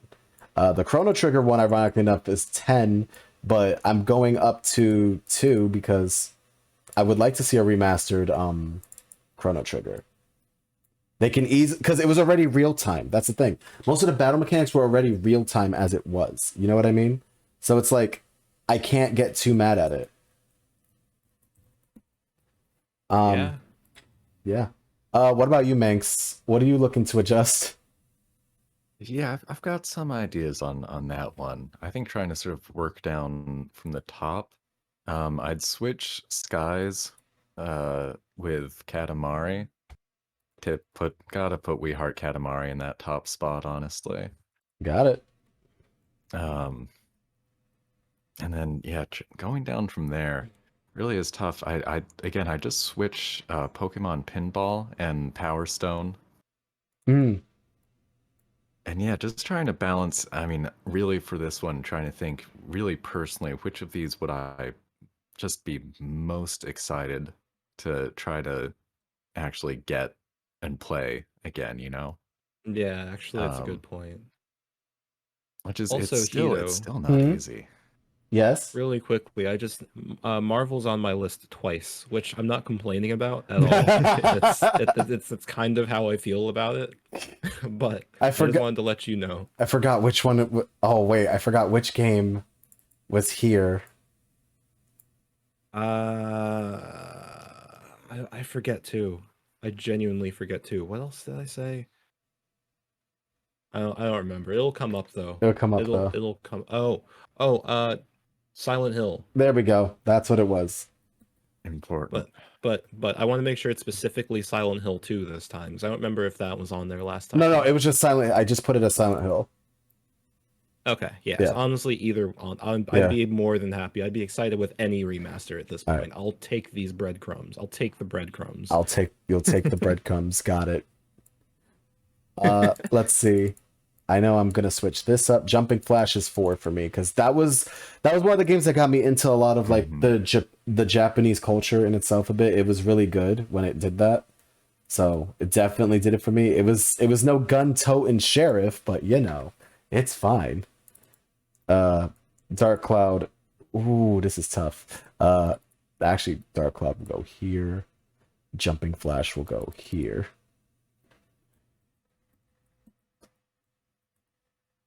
And then Tin Star will go here.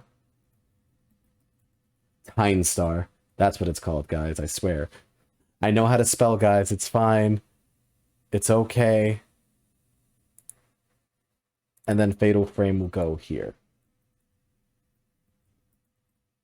Leaving Klonoa to go up. Jet Force will be number 10. I got my list. Nice. If you could switch for me, the Four Swords with Road Rash. I feel like I'm pretty close, honestly. Yeah. All right, lol dial up. You have a good one. Four Swords with Road Rash. Yeah. Boom. And Road Rash goes down here. Road Rash 1, 2, and 3. All right. What about you, Supa?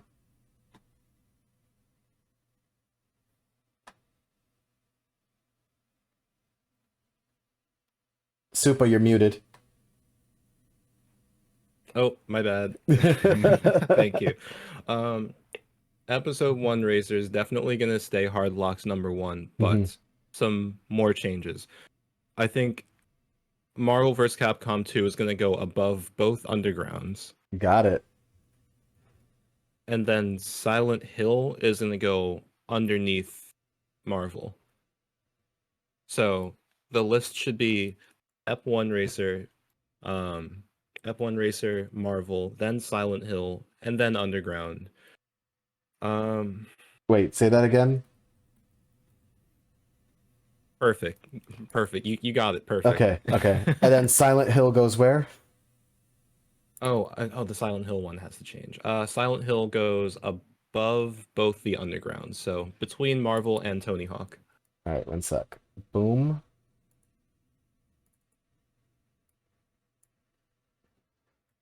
Tony Hawk Underground. And then after that, this goes here.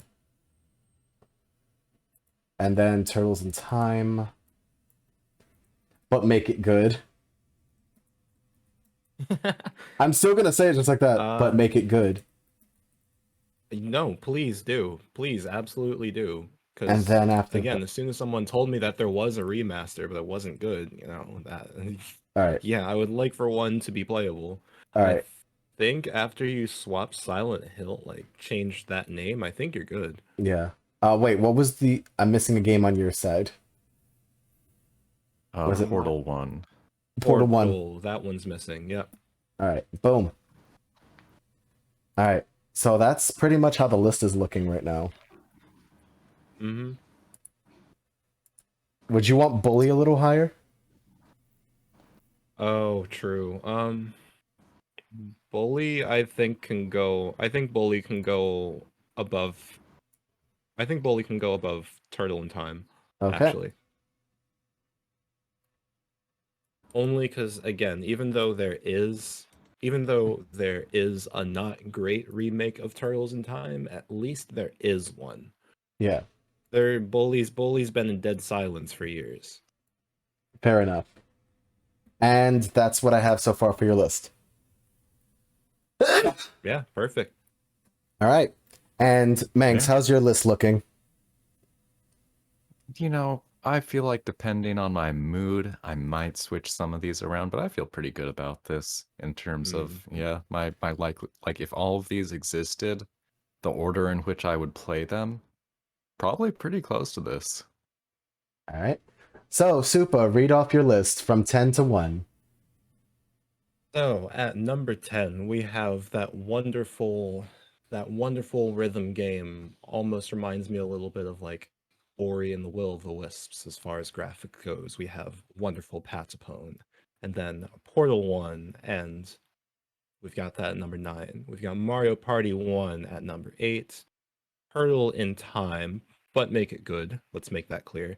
At n- at At number 6, we've got was that number 6? I lost count. 10, Number 9, 6. 8. Okay, No, so you're that at was 6. 7. No, 7. And 6 is Okay, so the next one. Bully. Yep, 6 was Bully. Number 5, we've got Need for Speed Underground 2. Just the classic. We've got Tony Hawk's Underground 2, also a certified classic. Silent Hill at number 3, because again, dead silence. Marvel vs. Capcom 2, because everyone constantly talks about it. I talk about it, and it's a heck of a very fun fighter. Mm-hmm. Even just for button mashing, it's just entertaining. And then, of course, at number 1, we have Star Wars Episode. I have Star Wars Episode 1 Racer, Mm-hmm. because again, it's a heck of a lot of fun. The entry level is very low, not just for skill, but price wise, it's easy, but it's not accessible to everyone, unfortunately, until the remaster happens, hopefully. That is true. All right. So, Manx, read off your list from 10 to 1. And number 10, we have Eternal Darkness, originally on the GameCube, now available nowhere else. At number 9, we've got Road Rash 1, 2, and 3. Pretty common for the Sega Genesis, but not ever coming out in any collections, and EA doesn't seem to want to do anything with that anymore. Zelda 2 at number 8, The Adventure of Link, which, it is what it is. I'd like to see what it could be. And number 7, Lsd Dream Emulator for the PS1.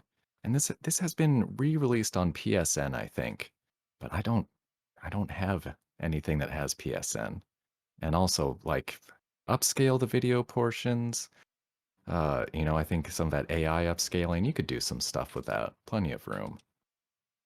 Think we're on number 6 now, Skies of Mm-hmm. Arcadia.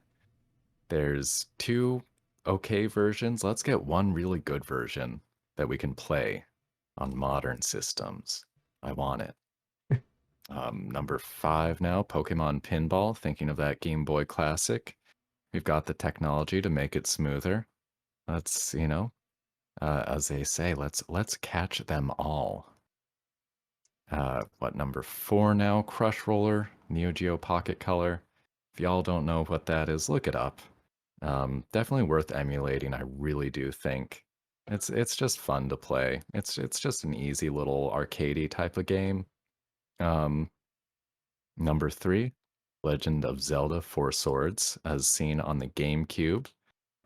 Make it a version that doesn't require 4 Game Boy Advances, 4 Game Boy Advance transfer link cables, and a lot of patience. Give us that online multiplayer. I'd love to see it. Number 2, Power Stone 1 and 2. What more do I need to say? Online multiplayer, I guess. That would be the biggest thing I'd want out of that. And number 1, We Heart Katamari. We've seen a good Katamari remaster. The second one, it feels like a huge void in the world. Where is it? I'll buy it twice again, please. Just oh my god. I will say Okay. this, just a note on the Legend of Zelda Four Swords. You remade Final Fantasy Chronicles. You can do Four Swords too. Was it bad on the Exactly. Switch? Yes, kind of with the internet, but you can make it good, I promise and swear. Let's make it good. So on my list, I have Jet Force Gemini, really awesome N64 obscure rareware game, really fun game. Number 9, I have Klonoa, the rabbit that takes on the darkness. Number 8, we have Instagram for Ghost, Fatal Frame. Number 7, we got Clock Tower for the NES, aka AC/DC Slater coming in with the scissors and chasing you down. Also, he's 8 years old. Not really 8 years old. He's just very short and it's the size of an 8-year-old. He'll also hide behind the curtains, just letting you know. Number 6, we have Rootin' Tootin' Shootin' Tin Star. I would want a remake of that, please. Number 5, we got the bunny rabbit that comes from space for Jumpin' Flash. I want a remake of Jumping Flash. Number 4, we got Time Traveling Minecraft, bringing back the future, but still really, really cool RPG, Dark Cloud. Number 3, we have Chasing Monkeys with a Time Net each and every moment you can. Ape Escape, we need that remake. Number 2, we have the weirdest party of people all together, but really just trying to save the timelines, Chrono Trigger. And we have Mother, aka one of the best games in Nintendo is really just looking down on, but really needs to give them all the love. The Mother series, can we get a remake of the original Mother? Also, apparently, according to Sony, Sonic Adventure 3 is trending on Twitter for some reason. I'm sorry, what? Apparently, Sonic Adventure 3 is trending for some reason. Stone, can I get the link? I need the link. Hold on. We need to see this. I need to see this. I know we usually close out this, but listen. Sega is teasing the Sonic. I'm looking at Twitter right now. Hold on, let me see. trending in United Everybody States. Firing up that tab. Oh, okay. So wait. Okay, no, it's just a bunch of people talking about Sonic Adventure 3. Yeah. Sonic's teasing a whole new presentation for the 27th. I'm like, oh, that's why. Okay. Okay, sure. Anyway, guys. That's what I'd like. I don't even need a whole remake. I don't even need a whole Sonic Adventure sequel. Just give me the Chow Garden and I'm good. The Chow Garden I love. Like, I love the Chow Garden. Give me the Chow Garden and I'm good. I'm Gucci. Yeah. Something, just be those little tiny adorable whipped cream looking creatures. Those marshmallows that I like to throw all over the place. I don't know why I throw them. I just throw them in the water. I'm like, here, because if you threw the Chow when they're still in egg form, you have many options to turn them evil, and when you turn them evil, for those that are unaware, they get like demon wings and stuff like that, and their skin turns in different color. It's really cool. That being said, you can also turn them into an angel. But back to throwing the Chow, for some reason, when they're in an egg form, if you throw them at the wall, they'll auto hatch. If you're too impatient to let them hatch on their own, you can literally just yeet the egg at a wall or something. Same thing with like dropping them into water and all that. Like, if you mistreat, it's sad to say, like, if you really want an evil demon Chow, you literally have to like abuse your Chow. But that was a thing. In 2, if you played as the Dark Story characters, they'd flip the effects of petting them. So if you pet them as the Dark Story characters, it actually corrupts them. So there is a workaround to that one. Yep. Yeah. That is truth right there. That is definitely the truth. All right, guys. We're about to send the love to somebody like we always do. So, guys, thank you for joining me for closing the month on the Retrogade. Thank you, Hito. The first month of the Retrogade has finally ended. You guys closed out the very first month. How do you guys feel? This was a lot of fun. You're muted. Yeah, no, this was cool. I was like, I did not hear the claps. I was like, wait, what? I purposely had it back here because I didn't know how it was gonna sound, so I let my noise gate just handle that one. Got it. So let's send the love. Who is on right? Oh, okay. Yo, guys. Gazebo Kids is on. Gazebo Kids is on. True. I do want to say really quickly that because something that just really popped up into my head. Honorable mention to Mega Man Battle Network. Yes. An Absolute. RPG Mega Man, like, yeah, come on. I need to give that one an honorable mention. That always should get that should always get an honorable mention. Mm-hmm. But Mm-hmm. for the time being, guys, let's go say hi to Gazebo Kids. let's say the gazebo, and let's also give these guys our thanks for joining us for the Retrogade. You guys are amazing. I appreciate you guys popping on in. We're talking about some obscurities. Yo, we needed to talk about these obscure games. They need the love. It was a pleasure. Thank you so much. Of course. It was thank you for having us. No problem. Cool It was stuff. definitely Cool stuff, fun stuff. it's definitely a joy having you guys. All right, guys, this is Hito Retro Gaming giving y'all the 8-bit love. So, 8-bit love, everyone. Have an awesome rest of your day. Let's go say hi to B and Caitlin. Let's go say hi to B and Caitlin. Let's definitely do that. All right, guys. I'm just gonna deafen myself for a quick sec so I can go into the ending stuff, and I'll see y'all guys later. 8-bit love, y'all. All right, and here we go.